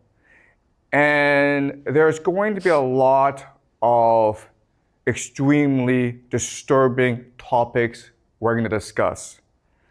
But you're mature, and it's important that we discuss these topics in order to understand how the world works. So let's just start. And we will do a lot of speculation and theorizing in this class. So do not take this as gospel. Do not believe this is the truth. The entire point of this class is to help you develop the theories and the ideas to better understand the world. These are tools. Okay, this is not truth. These are tools. All right. So the first question I have for you is, what is happening? So he's gonna ask questions. Okay, and we make a game out of this. For the people that did not see it, because I've seen some people here write who this is and this and that. So you maybe have seen it. Only the guys that didn't see it. He's gonna ask the question, I'm gonna pause it, and then we will try to answer and see if our answer aligns with what he is trying to say. In Israel. Right now, as you know, Israel is besieging, bombarding Gaza. You might have seen the videos on social media. It is disturbing, it is terrible what is happening. The word that is happening, the word that we use for what is happening in Gaza is this word. You are not allowed to say this word on YouTube, but that is the intention. What I will argue, though, is that the truth is far more disturbing than this. What is really happening in Gaza is a ritual sacrifice. How do you know that? She's right. How do you know this? And this happens quite often in human history. Yeah. If you go back and you look at the real history of humanity, this happens quite often. Some of the most famous examples are the Aztecs. We've dug up temples of the Aztecs, and inside the temples are thousands and thousands of human skulls. So before they went to war, they practiced this human sacrifice. They would commit mass murder of their enemies in public. So the Aztecs were really famous for this. The Phoenicians, specifically the Carthaginians, we will discuss them later this semester, but the Phoenicians were also famous for a particular... I think they put the head of the enemies on either like some sort of thing, or they did like there was one people they would I think the Romans did that, where they take people that they captured, like the last enemies, and parade them through the streets as if we conquered them, and then they slay them. And I think the Phoenicians would cut off the head and then impale it on like some sort of like spear or some shit. Type of sacrifice, which is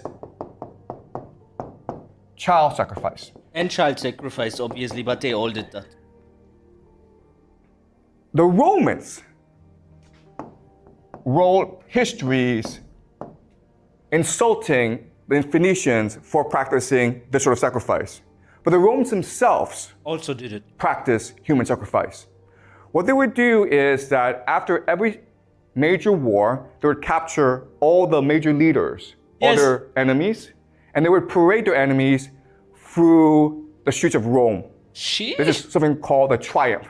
Well, this At guy the is end not of the triumph, sugarcoating it. they would gather enemies at the temple of Jupiter. Jupiter is their god. And then they would strangle to death their enemies. Oh, I didn't know that. That's sacrifice. That's human sacrifice. I thought they cut They the didn't head call off. it that, okay? And they sort of disguised it, but we know for a fact that they did do this. So the question for us is, why is it that this happens? Why do the Aztecs do it? Why do the Phoenicians do it? Why do the Romans do it? And why is it today the Israelis do it in Gaza? And remember, okay? What the Israelis are doing is quite horrific because it is really this sort of sacrifice. Why? Because 47%, almost half of the population of Gaza is under 18 years old. So the majority of people who are getting killed are in fact children. What is most striking or blatant about what's happening in Gaza is that we can all see it for ourselves.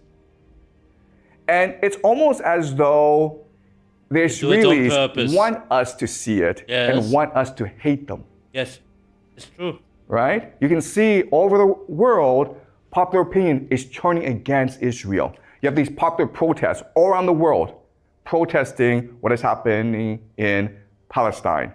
Okay, I stop it here. Why do you think they do this? Because it's obvious, yeah? This guy's not talking bullshit or something for someone that doesn't understand. First, this sounds a bit weird. They do it on purpose. Why would they want us to hate them? Isn't that bad for them? But I will explain. First, you tell me, why do you think they do this?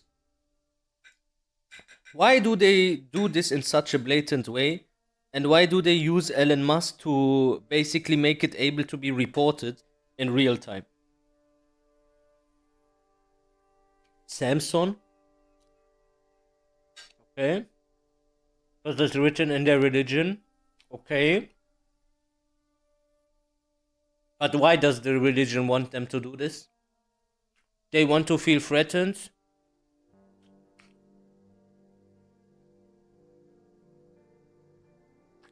Yeah, Samson option in the long run. Yeah, okay. So the reason why the Jews do this is because they want to, first of all, when you antagonize your whole people against the whole world, that means that your own people's bonds get stronger. For example, they will feel the need to help each other, even if some of their people would, for example, rape someone in Germany and then try to flee. The Jewish people would then help this person that is a rapist and say, but you are one of us and they hate us anyway, and get them all together in one place, okay? So it strengthens the bond. Second, they have in their religion this ancient enemy called the Amalekites, where they need to basically kill all the people, all the inhabitants, especially the children, and not harm any, not let anyone get away, which is a very specific. That's how they call this wiping out the seed of Amalek. The seed of Amalek is genocide. So the next reason for this is why they want the whole world to attack them is because in their understanding, this is like the theology or eschatology, you call this. In their eschatology has not only Jews is eschatology. Eschatology is basically when end times theology, especially. Like eschatology is the end times theology. And in the end times theology of the Jews, they believe that the whole world needs to attack them, and there needs to be a lot of bloodshed and human sacrifice, basically, in order to get the frequency of the world in such a negative vibe that their Messiah can come and save them and put everyone else under their supervision, and it will bring the new world order, in which the Jewish people need to be worshipped in order for the Gentile population to live a normal life. And they would accept this because there is a necessity for this. If everything was normal and they show you some faggot that says, I am fucking Jesus, even though he's not, you would say, shut the fuck up, I don't have time for this shit, and you would play Tekken. But because you can't play Tekken and you have no other option but to, like, you feel like shit and you want this to stop, they will present you this figure in this specific environment so that you may accept this person. And now the professor will explain, maybe, I don't know, let's see what he says. If they really want to do this, right, there are actually much more effective ways of doing this. For example, you could just poison their water. Or you could poison the air so that everyone in Gaza gets a fast cancer, right? We have the technology to do this. So Israel could do it this secretly and no one would talk about it. And in 20 years' time, 30 years' time, the population of Gaza would all be gone. It would be a very secret, right? Instead, they choose to do this in front of the world. And my argument to you is that this is intentional. They want the world to hate them. Because by doing this, they create the ultimate taboo, right? We find this disgusting and contemptuous, so the entire world will unite against Israel. But guess what? That's what their religion wants. In the extreme form of Jewish eschatology, or the religion, they believe that at the end of the world, Israel will fight the entire world and God will help Israel triumph in the end. Holy shit. This guy is insane. Wow. He really knows what he's talking about. So what's really happening in Gaza is that there are extremists within the Israel government who want to accelerate the process of the end of the world, where Israel will face the world. And if you think about it, the entire idea of this ritual sacrifice is to unite the Israeli population. And what's extremely disturbing and horrifying about it is that this works. Yeah, it does. Why?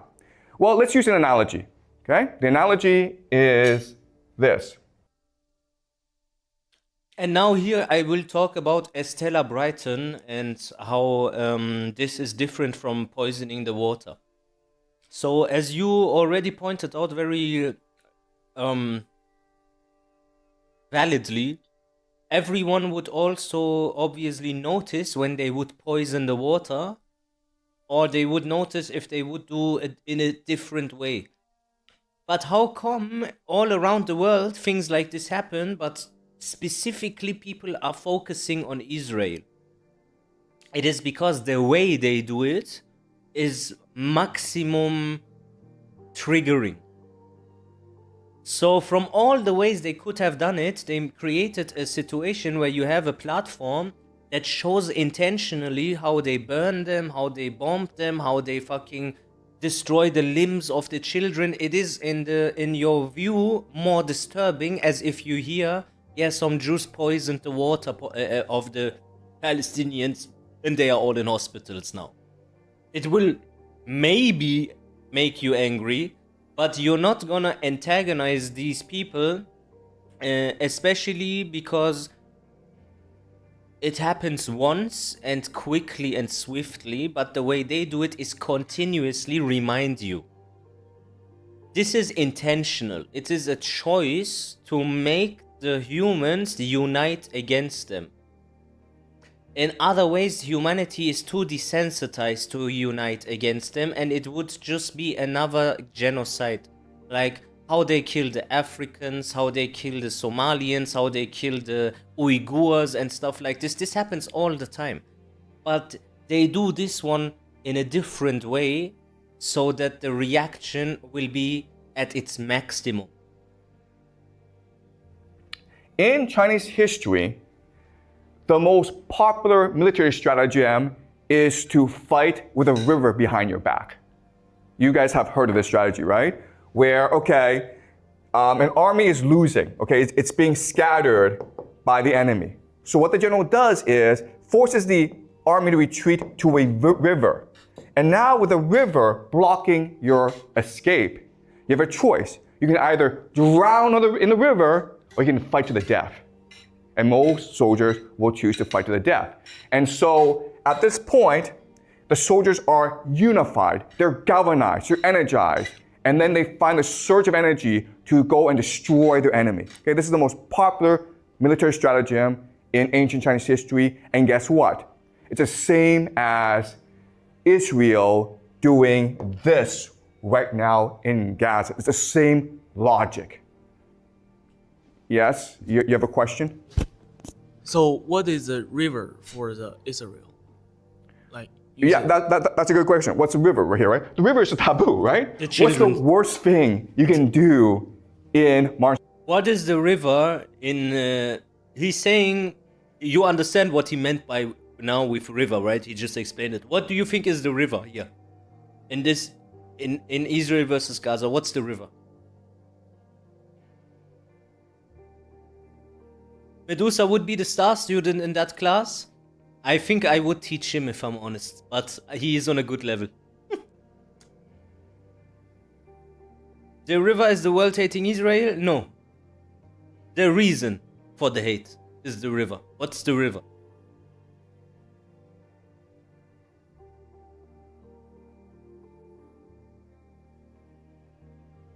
It's not that hard. This here is the river. Child sacrifice. So let's see if I'm right. Society.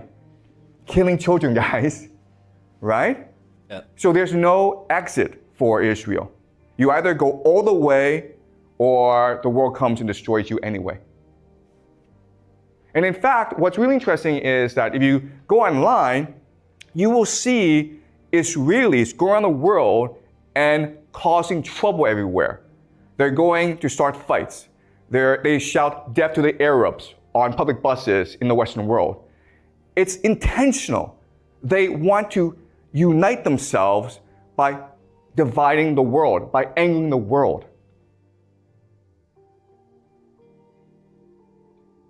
I need to hear more. I need to know how much he knows, because he left one thing out. This strategy here, what he is describing, which is very important, this does not apply to the population of Israel, because they are not smart enough to know this. This just applies to the people that are behind Netanyahu, because they don't see the people in Israel like real Jews. They see them as Europeans that took the covenant in the 13th century in the kingdom of Khazaria, and that they have no blood ties to the Israelites, and that's why they are expendable. They just have the name Jews. So they use that population there, the European, the Ashkenazis, they are always the people that they sacrifice. That's also the people that they sacrifice in World War II, were the Ashkenazi. Why are they called Ashkenazi? Because the Nazi movement and the Ashkenazi enemy, this was intentional. Again, the river situation. So while these people are there and doing what the people behind the scenes want them to do, they do not realize that they are just part of the human ritual, and that they are gonna get ritualistically murdered equally, just later. So while they are doing this, they will inevitably also be sacrificed in the same way, but the people behind the scenes don't mind this because they don't see them as their own. Isn't Netanyahu also a European Jew? Yes, he doesn't know this. He is too dumb to know this. He is just in this bubble and he can't comprehend it. He thinks he is also on the winning team, but he will get what is coming for him. His name is Mileikovsky.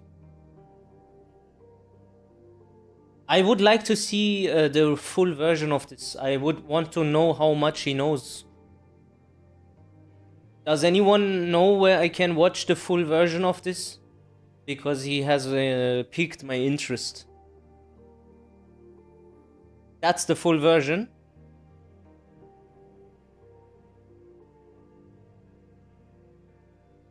Or... Okay. I will find it. It's okay.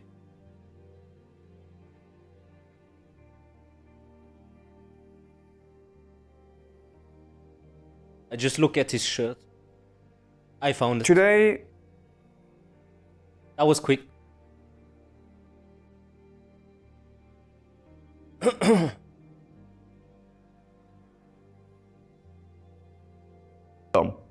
because by doing this, they create the ultimate taboo. They're going to start fights. They shout death to the Arabs on public buses in the Western world. It's intentional. They want to unite themselves by dividing the world, by angering the world. Okay? Does that make sense? All right. So this is all very disturbing, and I want to slowly unpack, reveal to you how this works. Okay? So to do this, what I'm going to do is I'm going to use a thought experiment. The thought experiment is this. Let's just say that there's an island.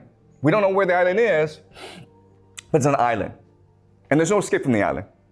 And on the island, the center, it's a hill, and it's safe. But everywhere else, you have these flesh-eating monkeys roaming everywhere.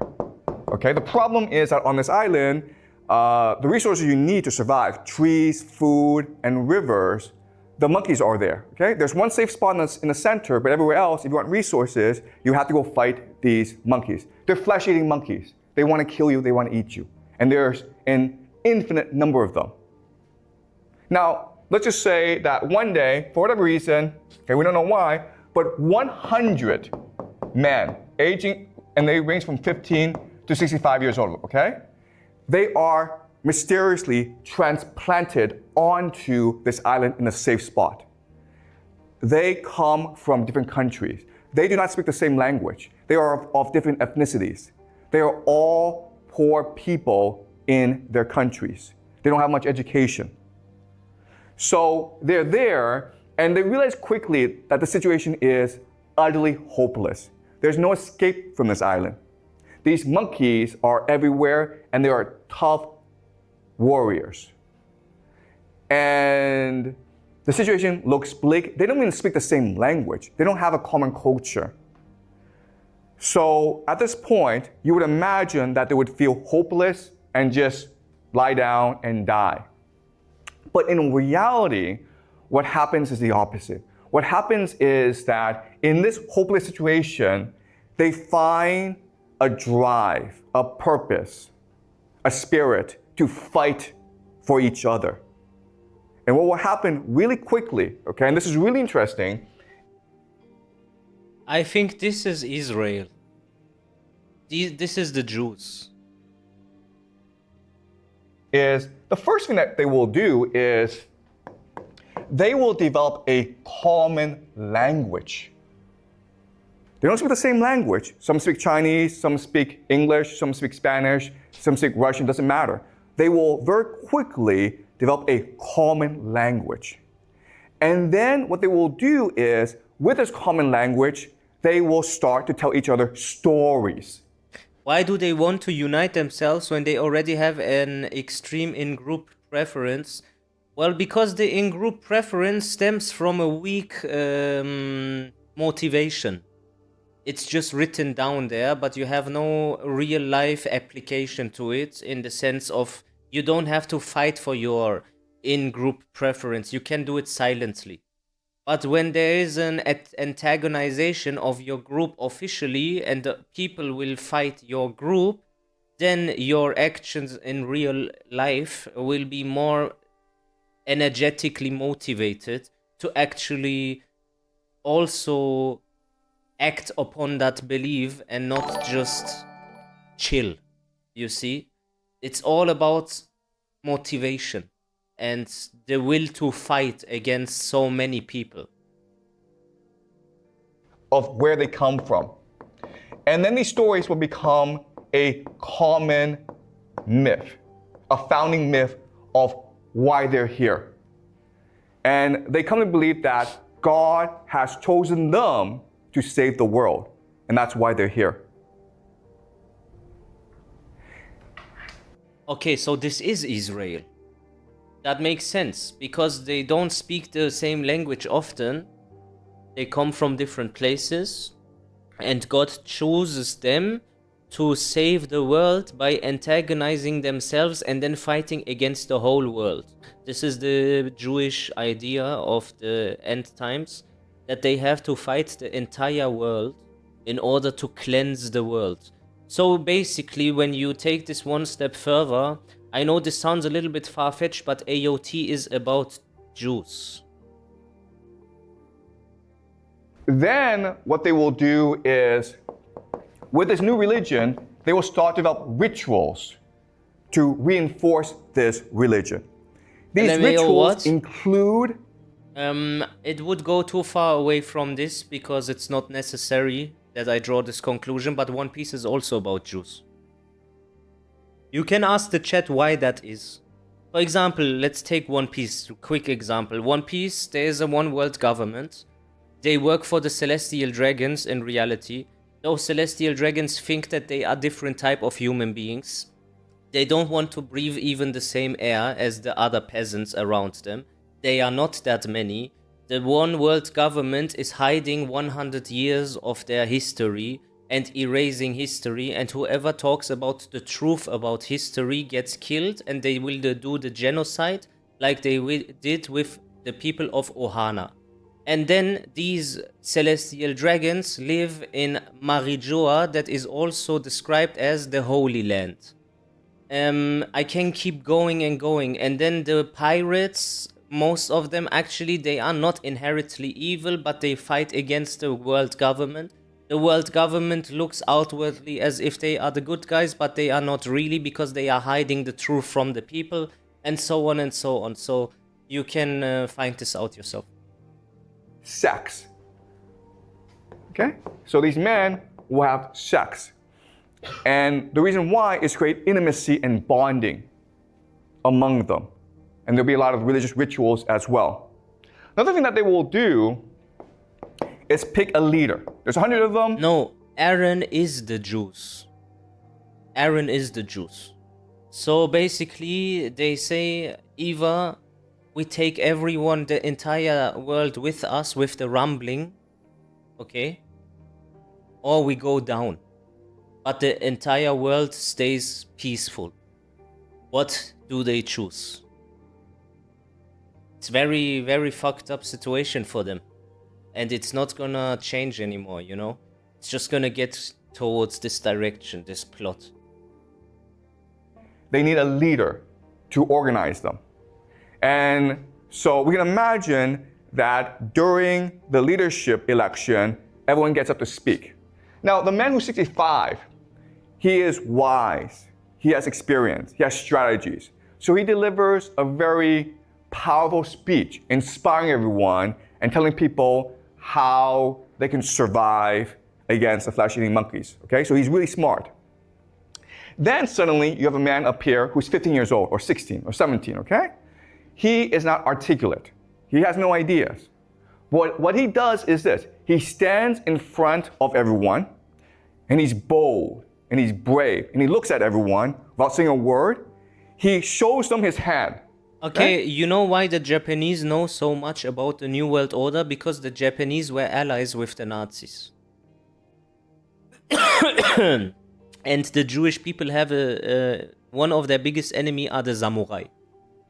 And the Jews are afraid of the samurai. Why is that?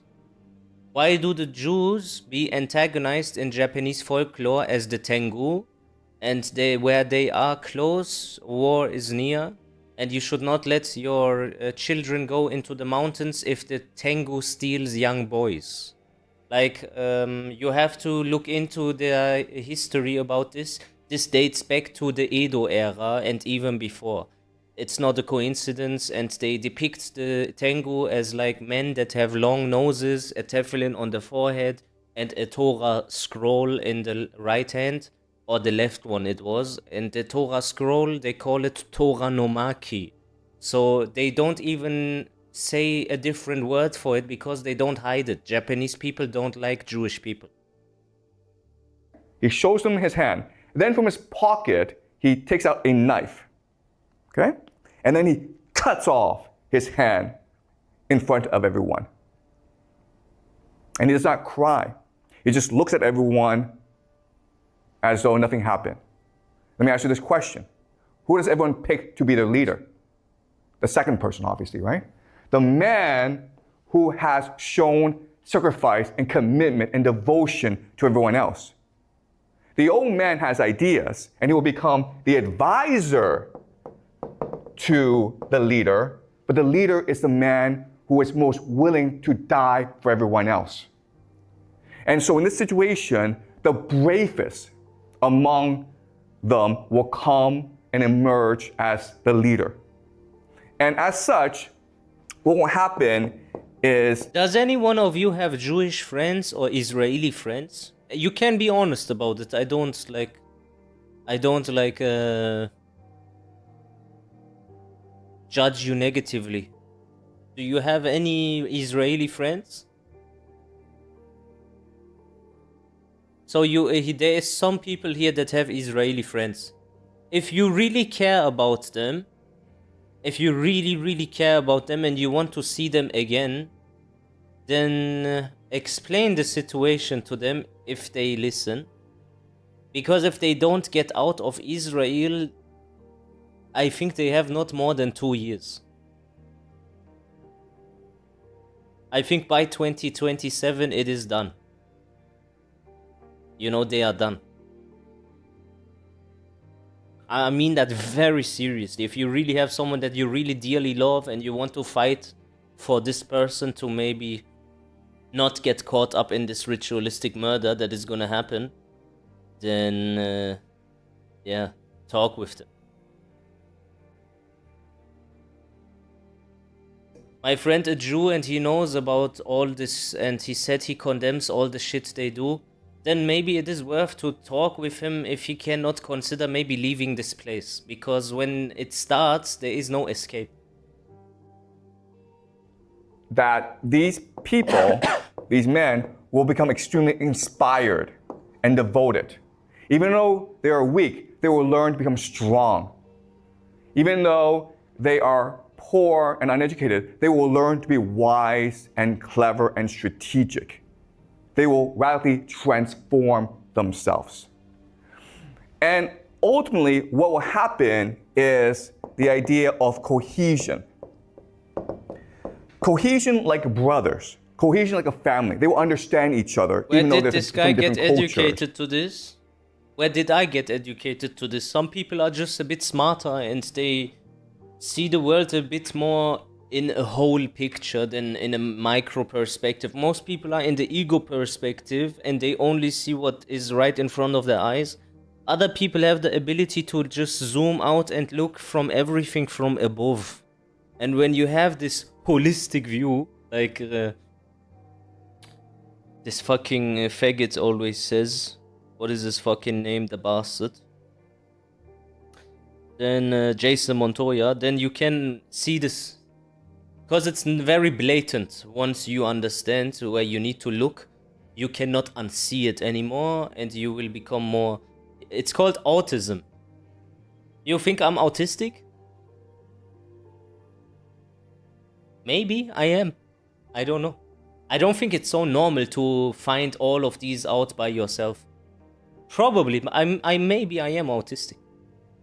Even though they have different backgrounds, they will understand each other better than they understand their own children and their own wives. And this cohesion will lead to something called synchronicity. Synchronicity. Synchronicity is when people act in unison together. Okay? So a very simple example of synchronicity is a sports team, right? When you watch a soccer match, how is that soccer team able to work together? Well, because of synchronicity, because their minds are alike. It's what we call a hive mind. And this allows for something called telepathy. They're able literally to think and act as one. So let me give an example of this. Let's just say these men, they're sleeping, but one of them wanders off to collect wood. And then he's attacked by monkeys. It doesn't matter if he screams because he's too far away. Would his comrades know that he's in danger? They would. Okay? And the example here is, let's just say you're a mother and you have children, okay? And one of them goes off to France on vacation. But then while he's in France, he gets hit by a car and he's hospitalized. Would you as a mother know that your son is in danger? Would you feel it? He hasn't called you, you don't know about this, but in your heart, would you know it? The answer is yes, you would know it. You would feel something is wrong. You would get on the phone and try to call your son. You can't reach your son, you would call the police, okay? You don't know what's happening, but something in your heart is telling you, I need to get in touch with my son. Okay, and that's how the hive mind I don't works. have That's problems with social works. interacting, no. Let's look at another example.